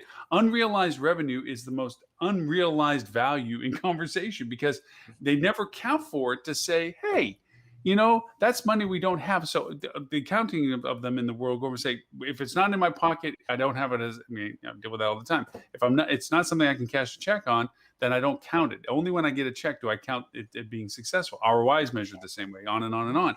And you need to include this into your dialogue that says, if you do this well, yes, there's all the benefits you described, Robert. And yes, you pointed out the value of tax benefits, whether it runs through you and you benefit off of their money's being shared, your breakage percentage, the value cost reduction down. Do they get frequency pattern increases to using your product, which means higher revenues? But they don't calculate the math beyond the reality of what's actually being generated or savings of cost. Yeah, well, and we also had tiering of guests based on their engagement and spend levels and things like that. So you could have the garden variety people, they got the benefits and did all this stuff. And yes, they got 2%, they could roll it into other things. You could, because you're doing it through the payment processor, you could roll in, you could amplify this, right? You could say, oh, if you want to do such and such, you're going to get an X% discount because you're a member, right? And they can do that. It's in the payment processing system because, again, your ID is kind of like a credit card number, right? Or account number. So you have one of those, you're in such and such tier or category or whatever flags up, you're going to get 20% off on midday whatever, right? Or you can do anything. You could do a time basis, you could do it department based, you could do all these different things. But then we also had tiers which weren't publicized, right? It isn't like, oh, here's the carrot and get the next tier, which you could do, right? But it's like, you don't have to start out like that. But guess what? The top tier people, you invite them to go do stuff with the CEO, right? And come in, and it's a special personal, and if it was just a regular hotel, yes, you're going to be dining in the wine cellar with the chef and the GM or whatever, and these are just opportunities that pop up to surprise and delight, right? So you get that, or you're having these places, resorts, right? Large, very well-known events. You're like, you can give them VIP access. You can just do whatever you want. Well, meet the athletes, or the next tier down, you're invited to meets and greets because you can start doing, especially because you have this big outreach of this philanthropic thing, you can get speakers in, and a lot of celebrities and billionaires and things like that are in these destinations. You can get those guys in to sponsor this, and you can get these top folks to meet and greet and do all sorts of really cool stuff that they'd want to do, or even access to those events. I think that one of the value components of anything like this is the fact that people perceive these value propositions, one, for their complexity, and of course, as you refer to, carrot on a stick mentality of, what do I really have to do to get what you're enticing me to think that I want to do this for? That whole transition of reality versus expectation. And the other is that from our society of loyalty being a secondary thought, or really even not a good definition of frequency, is to go over and say, here's the thing. You stayed with us, okay, and we did this for you based on what we said. We gave money to charity in your name and so forth, and or we give value proposition of what you spent with us. You have that to burn right now. So when you're now looking to come back with us again, you can take that immediate credit. Here's your number that you would be spending if you don't use it. Here's the number minus the discount of what you would if you want to cash that in right now. Also, and this is something that I've never seen somebody do yet. If you are going to buy with us, this is the credit we're ready to give you right now that you can apply right now before you buy it. Like, so if you get credit for spending $1,000 with us and it takes off $50 in credit, we'll let you apply it to when you spend the $1,000 with us right now. We'll make it $50 less right now if you book with us. So the incentive for redemption is imminent, immediate, right now. Or option 2 by Carol Merrill on the curtain is, I will take this and give you a higher value should you come on property at our ancillary revenue services. Well, what we did is you could bank it or use it immediately, sort of thing. So those are opportunities. Even on the part that you haven't even bought yet, like saying, hey, we'll give you the value right now. You could wind up running offers and say, hey, what you've got banked, you can wind up, here's a multiplier off of it as a special, right? All of a sudden we're going to make that banked amount because you've done the behavior that we like, right? You've given us money. You've obviously worked with us. You're loyal or big or whatever you did. It doesn't matter. Thank you, right? All of a sudden it winds up being an expression of gratitude based on their behavior. So it's a reward. It's a true reward, not a bait transactional. Right. Not a carrot on a stick, not a frequency. But the other trick, which was very interesting, was on their profile, you could decide, do you want to keep all the money to yourself, or do you want to give a portion to charity? So you could start it if it was 2%, or it doesn't matter. It could be 3%. It's whatever numbers work out.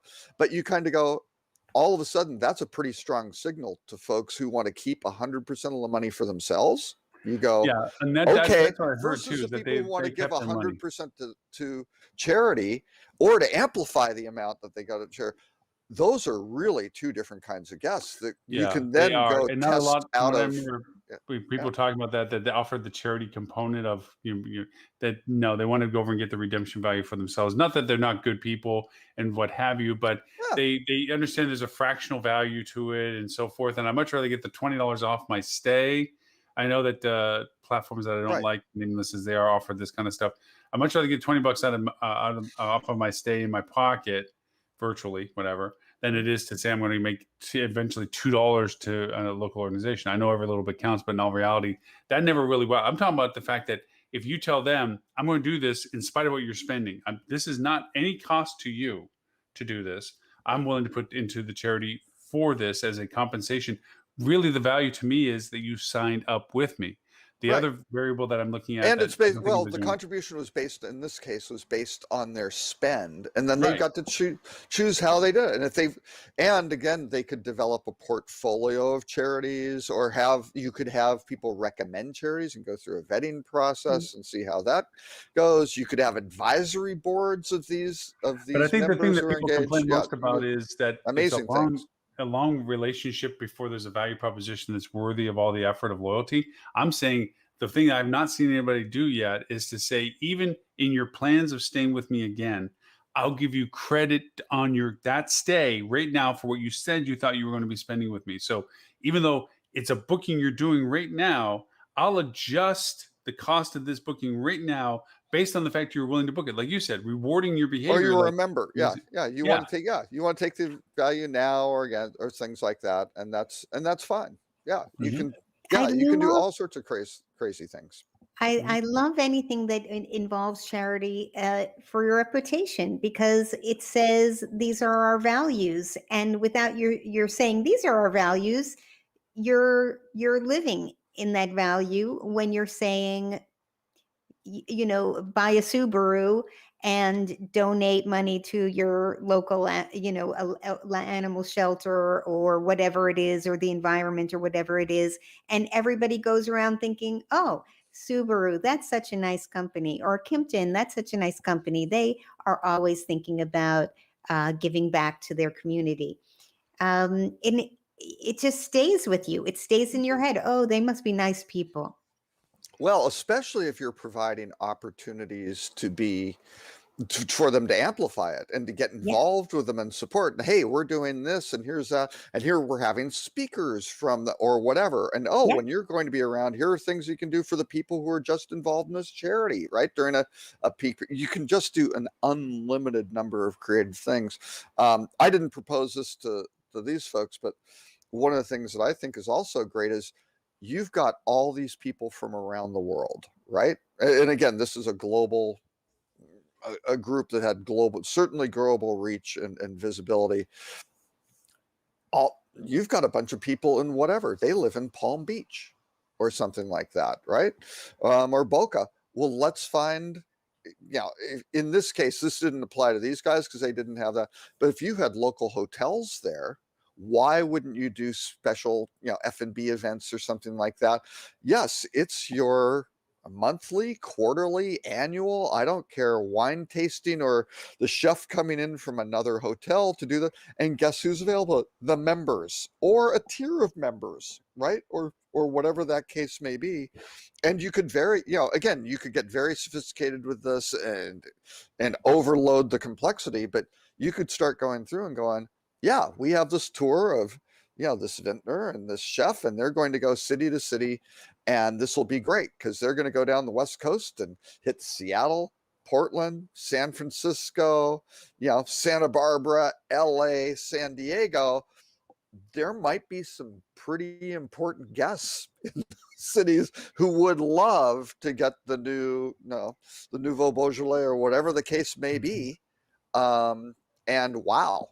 Meet these guys and go, oh, the next time I'm traveling to wherever, Cologne, stop on by, right? So, okay, the one of the articles, the Boop actually created a bit of a conversation in our family as to the value proposition. Oh, the $73,000 cruise sold out in 3 130 days. some odd day cruise thing to it. Yeah. And of course, you look at it and you read the article. Thank you, Rich, for bringing the article in. Talk about the fact that the higher end ones are actually sold faster and more. So they, and of course, all of it sold out and so forth. And I don't know whether it's a sign of things, but we had mine was, that sounds like fun. I was not received in my family the same way of, well, I don't know if I want to do that. And yes, besides the price tag, please understand, and not affordability and everything else aside, just the Right. fact of doing it, the concept of going on a boat, a nice boat, probably really nice boat from the pictures, and going around the world and seeing all these places. I think it goes to a little bit of what we talked about before of I'm going to go do these things. I want to go see these things. I miss these things. But the Right. way they were describing what they were doing and how they were doing it, I have a question with Bezos having just gone into space. And Mhm. for all the ways you want to look at this, it is like the barnstorming days where a plane popped up in some little town and somebody paid money to hop into it and fly around and nobody had that experience before. That's a little bit of what he's talking about with the spaceship. Like he's flying around and you get on the plane and you fly up there in the rocket and you get to see something somebody else hasn't seen yet. And eventually it's going to get more Well, common, eventually more whatever. and I don't know if you read my preamble, but I kind of went off that the Bezos trip was the most boring rocket launch Oh I've my seen, and gosh. I've Yeah. watched them. So that whole event was like, why the hell? And I wanted to be an astronaut when I was a kid, right? I Yeah. remember, I'm old enough to vaguely remember the end of Mercury, but I was all in on Gemini and Apollo through the whole thing, right? And let me tell you, I looked at that and went, meh. The woman who flew with them basically said meh, right? They had four people. Well, she basically said we saw the blackness of space and I really thought we'd be able to see the world, but we weren't high enough, right? And you weren't. And so, and there were only 4 people in the capsule. There are normally 6, or the capacity is 6, and they were having problems floating around with each other, right? Yeah. Asking people to move. It's a shitty experience. And it's expensive. Yeah. And you have 3 minutes of weightlessness, and the entire trip is 10 minutes, right? And for somebody to bid $28 million, which of course that's not going to be and that person didn't even go on the flight, right? So yeah, I don't know. You kind of look at that and go, that's a non-starter for space tourism. That kind of Because it's not space tourism, despite going over the Kármán line for 3 minutes or something and getting like a that. pin. Yeah, and getting a pin. And literally you're getting launched. I mean, you look at the thing, you're getting launched on the rocket. There's separation. You kind of float with the capsule, and then it just kind of, and it's great. Great technology of vertically landing the reusable rocket. Very impressive stuff. But what do? They got parachutes. You land in the desert. You're landing at 16 miles an hour, so you can get a nice big thump when you land. And you kind of go, that was it? Really? I was just kind of shot off in this thing and got to fly and down. Branson's thing takes 90 minutes or something like that. I think his took about an hour, right? Actually, just over an hour. And yes, you go up on a plane so you can see stuff. You get kind of we're dropped and shoot up. That's kind of cool. But again, you got 3 minutes of weightlessness. You get to see a lot more over the 90 minutes sort of thing. But still, you're basically over the Western US desert and stuff like that. I don't know. And then you come down, but again, that one you land as a plane and you do some pretty, so you're going to see a lot more stuff on the way down as you're doing, different things. So I go, that one's probably a much better value for someone who wants that experience. Okay, so let's But take the real one is Musk. Musk is in September. Now it's not open to the general public, but he's going to have an all civilian crew. They're going to do, 3 days up there. Right. So they're literally going to be in orbit. They're going to be at whatever it is, 300 miles up, not 50 sort of thing. So yes, you're going to be in orbit. You're going to see that you're going to be in space. Right. Yep. I don't know how much that's going to cost. Yeah. Well, okay. So let's take a much higher value. Right. Let's take that will sell out. Yeah. Okay. Branson's comparison, just because you poo-pooed on Bezos, which I do agree with you on a lot of it, but would you take this cruise or would you take that flight? Well, the flight is 5 times more than the cruise, or 4 times. No, it's not. No, I'm talking about there's that master suite in your article. There's the master suite for $199,000 a head. Okay. Okay. Yeah. So okay, you're on this boat for 130 plus days. I'm thinking the master suite sounds pretty cool. Okay. Yeah. Okay. I would probably do that versus the hour and a half non-space thing. What do you think, Adele? I'd have to be paid to go to outer space. But you aren't going to outer space. You're whatever not, it is. You're not. I want to go. Bottom of maybe where it starts, right? That's So- enough. So Adele, if we got the families together and went to Jersey Shore, that little bungee shoot rocket thing that my wife won't let me go on, but would you go on that? No bungee shooting thing. No, okay. No bungee shooting thing. No, Yeah. no. Robert, would you get on the bungee shooting thing with me? Bungee shooting? You mean like where you jump, like base jumping with No, the bungee that's cord on the your foot? bungee dropping. This is the one where you sit with somebody in a little cage and they rubber band Oh, your and back you like go a up and they slingshot. pull you up and go. Oh yeah, Yeah. I have done that. Yeah. See, Robert's my dude. We're gonna go do bungee Okay. shooting. Or though, now wait. Or do you want to go? Four Seasons has their private jet thing. They may have suspended it last year, but it's coming back. So they've got it. Let's see. They start November 27th and it comes back December 20th, right? And you're on a private jet. You go Seattle to Kyoto, to Hoi An, to the Maldives, to Serengeti, to Marrakesh, Budapest, St. Petersburg, and Paris, and then presumably back to Seattle. 163,000 per person, based on double occupancy. Yeah, pay 10% more for a single supplement. But I saw Adele smiling the whole time, so I think she's already on the plane. But yeah, I think I would take that. The But, you know, cruise, maybe, and I like cruises. I mean, our family's gone on a ton. We've probably been on 15 cruises, right? So yeah, I like those, but I'd probably, for that amount of money, I'd probably do the Four Seasons private jet. Because you're going to, UNESCO World Heritage sites, are doing a bunch of stuff, and you aren't necessarily, out. I don't know how much time they're really spending in, in destination on some of, I don't know, some of the around the world cruises, they'll stop and you'll be in for 3 or 4 days in port, somewhere, which is great, right? That sounds great. But if you're spending that amount of money, I don't just want to spend, whatever, have 6 or 8 hours in port, right? I want to go see what's going on. Right. And I guess that, the lenses of it's kind of funny when you say these things. It's like, there's benefits to saying you unpack once on a cruise. Okay. And you get to have that comfort zone of, okay, we get off the boat and we go do what we do and come back. Then there's the excitement of being in a new place and everything about it, from where you stay to what you see to how you get there and how you get around, is a very different experience. And I know that from the travels that I've had, and cruising is not my thing, is I also know the rim of cruise impact in a market where the prices are 3 times as much inside that cruise circle when you compare to outside the cruise circle as to how far somebody can get when they come on a cruise boat versus if you travel to that destination. I think like Barcelona and stuff, where we're going down the main Esplanade, and the 1 minute we're looking at food that's certain cost, and then we all of a sudden the cost went up 3 times as much. We're like, what the heck? We were going closer to the water where the cruise boats were, so the prices were commensurate with the audience, with the amount of people that can get there. 'Cause on one side was as far as the cruise boat people tend to go, so that's where the prices changed on stuff, where it was cheaper and for people. Well, they're ships, number one, Lauren. Okay, they're big boats.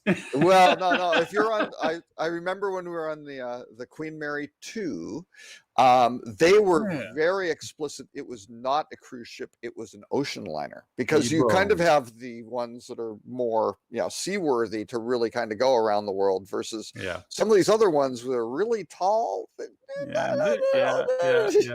They stay in the Caribbean for purpose. Yes. And they do the little transatlantic hop across repositioning type things. But yeah, I think in a lot of these cases, I mean, the cruise companies make huge amounts of money on excursions. And I remember we went around we were on Princess. We were going around the British Isles. It was great. It was an 11-day trip, and it started in Southampton, and I can't remember. We went to Dublin and Belfast and Greenock, which is actually for Glasgow, Edinburgh, the Orkney Islands, and just kind of did really nice loop. But those trips, or the excursions, were nuts. So there was a little group that we got together. We called them, I think, Cruise Critters or something. And it was through Cruise Critic, right? It used to be a lot better, quite honestly, before TripAdvisor got TripAdvisor. I think was kind of a lost child, but you could get these little groups of people, and you'd wind up having a captain's, cocktail party and things like that, specially set up again for kind of, hey, these people cruise a lot, and they're not. But we wound up getting. So one of the enterprising organizers wound up getting a shuttle bus, a great, tour guide, and we went and wound up doing like things that would be on 3 different excursions, right? Plus a great lunch at a place for about half the cost of what you could do for one of these excursions, right? I totally go with, what is it called? It's also belonging to TripAdvisor, Via Tour, maybe. They have Oh, yeah. Viator. and Yep. yeah, that's what I use. I never buy the excursions from the cruise ship. Highly recommend Musement, who's now owned by TUI. Musement does some great stuff. We were in Milan and went to the Da Vinci Last Supper thing, and I mean the level of the quality of the guides and things like that. I mean, you can go find out, you can go to blogs and things like that and find the really great, guides in Florence or wherever you may be going, and do that independently. But Musement has a very, very high level of vetting for these folks. But again, you do stuff like that and you really get amazing things. A lot of the cruise stuff is just, they've got to do it for the lowest common denominator, right? They've got to set up the timing for someone who needs assistance or is maybe elderly and things like that, and they just slow everything down and do a few things. So as a closing, go ahead. I was going to say, I cannot follow the lollipop. I just can't do it. I can't. I just give me a day pass to something cool. Well, yeah, you're in a giant group of people and stuff like that, and it's just not, it's not great. And a lot of it is transit and herding and waiting for people, and people will separate from the group to go do their own thing and go get lost or something, and all of a sudden you're skipping something. So Richard pointed over, pretty easy to go Rouge on the cruise excursion. Oh, Rogue, Rogue, Rouge, Rogue. Sorry, Rogue. Yeah, but it's kind of funny because I've had those excursions. But but you don't want to go rogue on these things. Can I tell my one story? Queen Mary 2, right? And it was back to the ocean liner, huh? 14 days around the Caribbean. It was a holiday cruise. It was fantastic, right? They did an amazingly high quality job. It was great. But the first stop was Panama Canal, right? And I can't remember the name of the kind of entry point where we started, which was on the Caribbean side, but the ship's too big to go through the canal, right? So you're basically stopping there. And they told everybody, they said, look, take a tour. Do not go. This is a working port, right? There's nothing to see in town. Don't do it, right? It's not recommended. Please don't.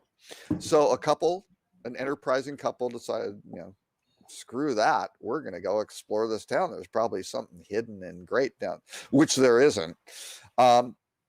Except they ran into kind of some unsavory characters, and we were waiting. The ship was delayed in leaving that night. And we're kind of like, what? And we're looking out. We had like this balcony room. We're looking out, and you could see these people, and they're coming back in their bathrobes, right? And like, what's going on? And people are kind of cheering, like, thank God, because we're 45 minutes an hour late.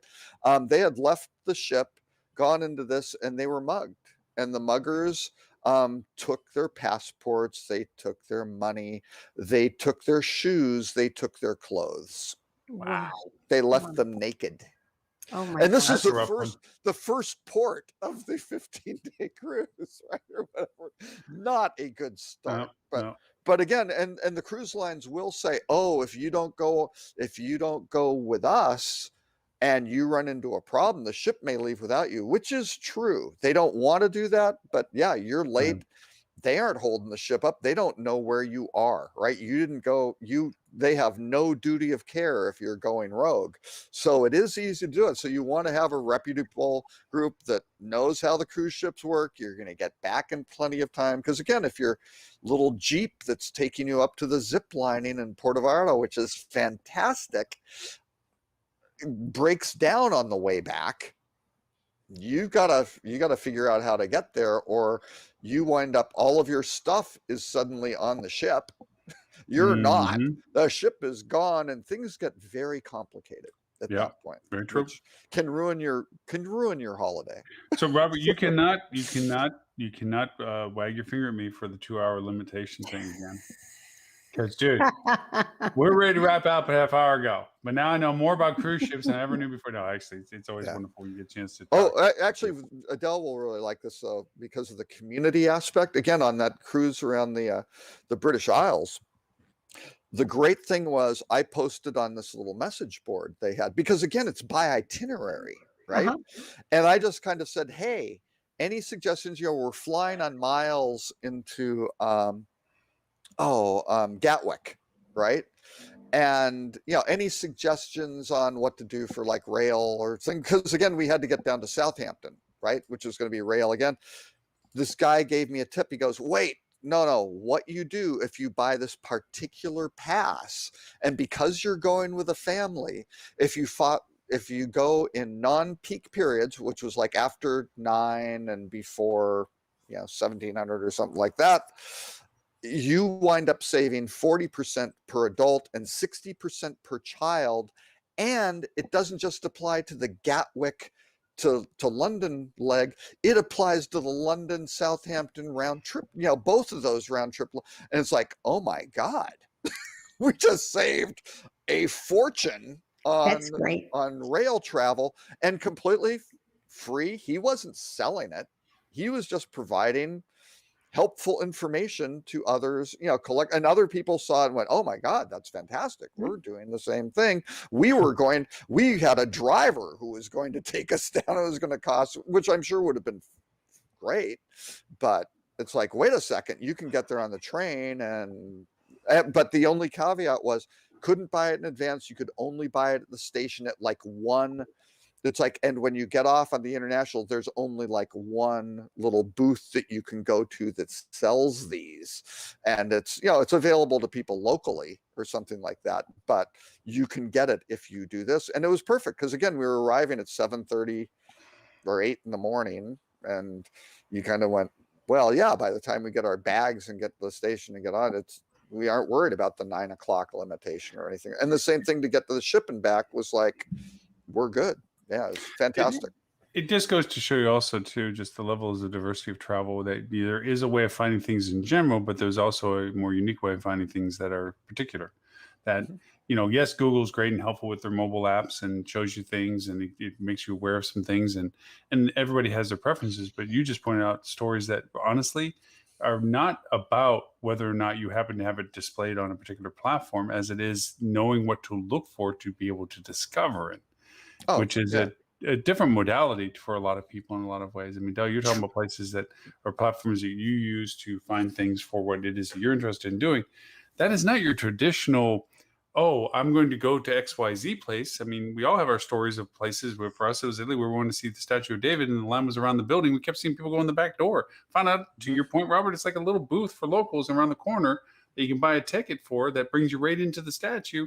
And you're not with the general public waiting, as you said, with the lollipops, to go in. And it's just these things. And no, it's not on Google to say easiest way to get to see the Statue of David, or what's the sneaky way to see the Statue of David. It's identifying how you discover those places that will tell you that. And there's a lot of people that say that. And if you're in Florence going to those museums, they have some of the most amazing tour guides who aren't just incredibly well-versed art historians, but are very, very good at communicating and tailoring their message to their audience too, right? And just truly expert tour guides who will they'll take as long as you want or as short as you want on various things, and gear it to your interest, not just the put your quarter in and the thing kind of runs and stops. Robert, I'm trying to get out of my head the vision of you running down a dock to a parting ship in a bathrobe yelling, wait for me, wait for me. It's a visual. I'm having a hard time getting out of my head right now, but that's just me. You can get that kind of travel advice, by the way, on my favorite travel website, which is TripAdvisor, of course, because they have TripAdvisor. Well, you know what? I would say if you have a high ticket item like a honeymoon or anniversary trip or something where you're going to be spending, a good chunk of money, and maybe you just don't want to take the blame if you screw it up, right? You want somebody else to screw You it up. just so you can defined blame every them. husband's travel plan program. Okay. Exactly. Robert is, No, I don't want to mess this up. That's Wendy- the predication to any decision process if the husband is in charge let of the me travel tell you, process. wendyperrin.com. Mhm. Wendy is amazing. She was the consumer travel editor for Condé Nast for 28 years. She was the one who put together the hot list, who traveled anonymously under her husband's name, not telling anyone who she was, in the honor of journalistic integrity, right? Mhm. Not just getting the top suite upgrade thing, to see what it was really like. But when Condé Nast restructured, as they tend to do, and kicked her to the curb, which was a stupid move on their part. I talked to her and was like, look, you've got a brand, you've written books and things like that. She set up her own company because she couldn't use the hot list, but she had the wow list, which was all the top destination experts, right? So the person who really knows Greece and she curated that list too, and they could care less about that. And it's like, oh my God, that's the knowledge base you really want, not the great travel agent who lives in Bel Air, who can kind of book you anywhere and knows this, and they can get you the upgrade at the Four Seasons and or wherever. No, this is, you want to do this and this destination. So when my daughter took her honeymoon, she's like, well, they wanted to go to Greece. I've never been to Greece. I'd love to go to Greece, but I hadn't been. She's like, well, can you help me with this? And I'm like, no, not really. I can't provide much value, right, to you. But I set her up with Wendy. Wendy talked to her. They got the gentleman there who was, his little tour company, Stanford undergrad, Harvard MBA, that sort of thing, professional 24/7 support. And I'm thinking in the back of my mind, I don't want to freak them out, but when the ferries go on strike, they're going to know what to do and to get them out of the bad situation, right? Yes. And they gave them all sorts of recommendations. They're like, well, we aren't that into, Greek history. We're going to want to go to Santorini, and maybe we skip the Acropolis. And they were like, trust us. Come into Athens, spend the first night. You're going to want to spend, 2 nights in Athens, not one, because of jet lag. We're going to get you to like 8 a.m. opening or pre-opening. We've got our guide who will take you around there, do it at your speed and everything like that, without the crowds, which can be insane. So they did all that. They went to, I can't remember the name of the little island where the Greeks go, and stayed at a great leading hotel of the world. Oh, their little boutique hotel in Athens, a leading hotel of the world, kind of grand hotel on the water, in this little kind of relatively unknown island. They only spent like a couple days in Santorini, which wound up being their least favorite place. Really? But they scheduled in French it'd be degustation, but it was, a sampling of different things and wine pairings and things like that, which was away from the caldera. It was back kind of inland on the island. That was one of their favorite things that they did. And then they went to Crete for 5 days, which wasn't even part of their plan. That was their favorite spot, right? Because they went in, and that night they're sitting around the bar with the bartender, the general manager, and some woman that they presumed was a guest or a local, right? Sort of thing. And they had a thing scheduled, a cooking class the next day, right? Which was great. It was going to be with a chef, and they were going to, go cook their lunch, right? Which was great. Great little thing. Learn how to cook some good, Mediterranean food. And this woman goes, wait, you guys aren't going to go to La Market? Why don't you buy your food and see where it comes from? And then like, oh, no, what do such and such.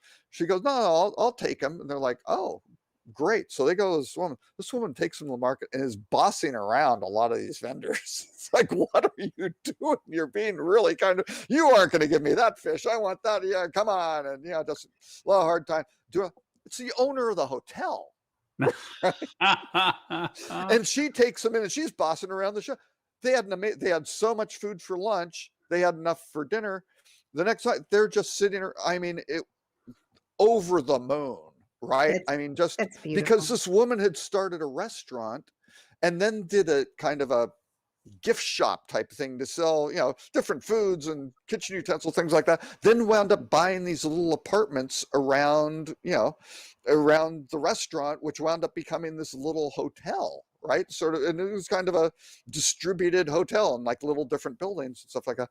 Spectacular, right? And they're just like, oh my God. And they were getting picked up in, BMW, limos, with people at the airport, making sure when they got off the plane, they did this and they did that. And these are the flight times you want to have because these aren't going to cancel. Just the thing was on rails, right? All because they would have never had that experience if I helped them at all. They couldn't have gotten that experience off of TripAdvisor either. Probably it's too hard to find that stuff. But they had an expert who specialized in that destination and probably spent an hour and a half with them on the phone, finding out what they liked and didn't like and what they wanted to do, so they could kind of tailor that to. Well, based on what you said, this looks like it would be perfect. And I know it's not what you intended to do, but trust us. Right? Robert, you did the thing that I was hoping we would have done today, and that was be positive about the fact of the joy of what we do. And telling that story was a wonderful, truly. I mean, also kidding aside, and I was going to give you crap about how long we lasted, stuff like that, but that made the entire time worth it. And the benefit of travel you just made me smile about right. the whole process, the whole thing, because everything about that was different than what we talk about, but the same of why we do it. And it's about how it gets done, not because of using Google or TripAdvisor, and there's no bashing of anybody or anything, but the creation of how it comes around. I was going to make fun of you, the fact that they were smart not having you to make their travel plans, but it really was the absolutely it's a high risk trip.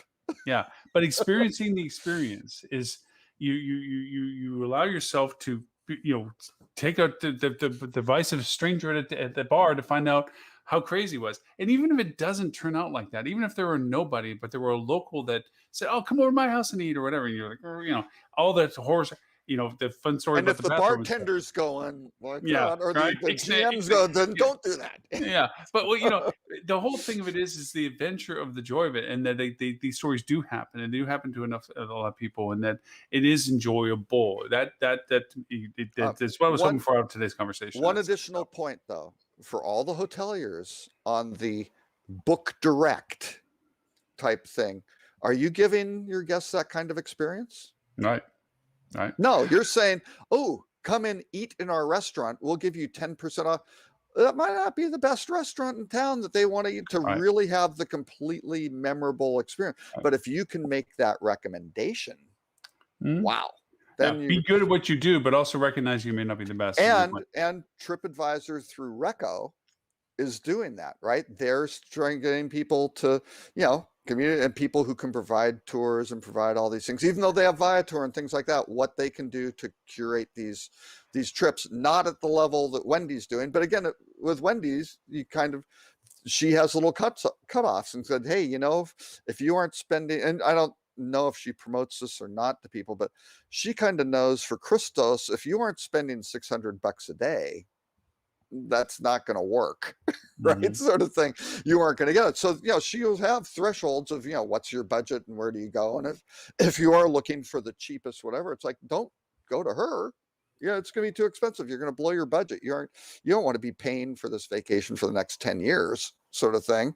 It's like, it's what's appropriate for that itinerary at that time for those travelers. The party composition, all of that needs to be, tailored. And a lot of times it's great to do it yourself, and other times it's like, get some help. Isn't Wendy the writer for the TripAdvisor blog?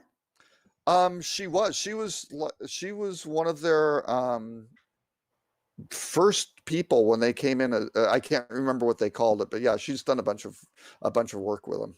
Things like that. So I think she's still affiliated with them. I'm not sure. I know this is going to terrible to say, but it's 2 hours and 15 minutes that we've been talking. Okay. I'm going to ask it only seems like about an hour and 15 as to me, briefly as possible.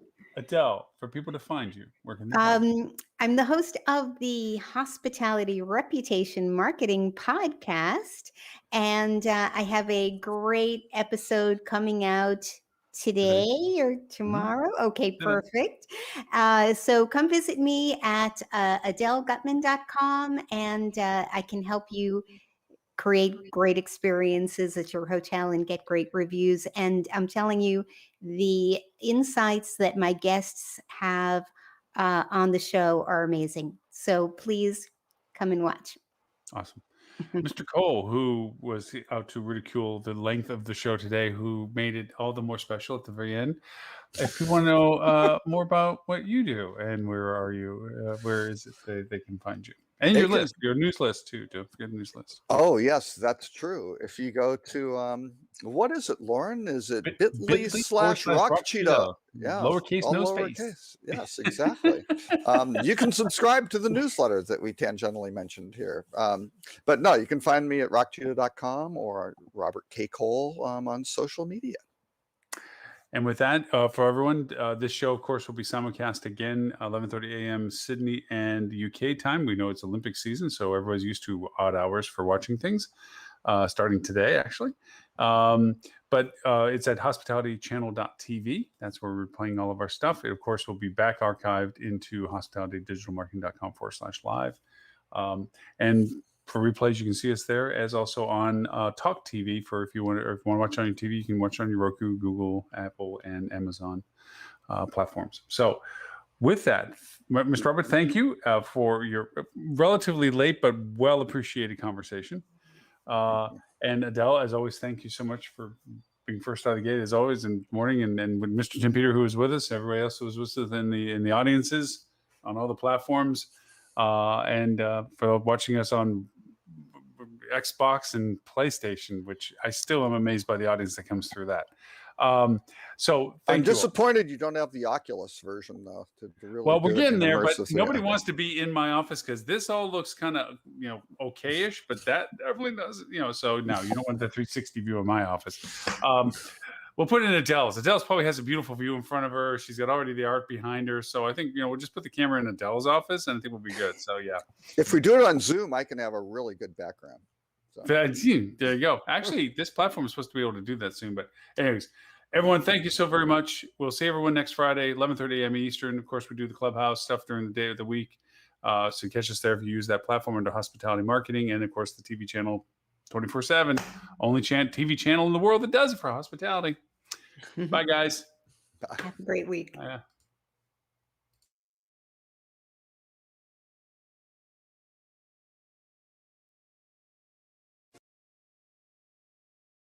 And I got to reel us in and stop talking about Sloan here for a minute. I know it's not about Sloan anymore. Sloan, come on the show. I'm going to play Lily here for a second.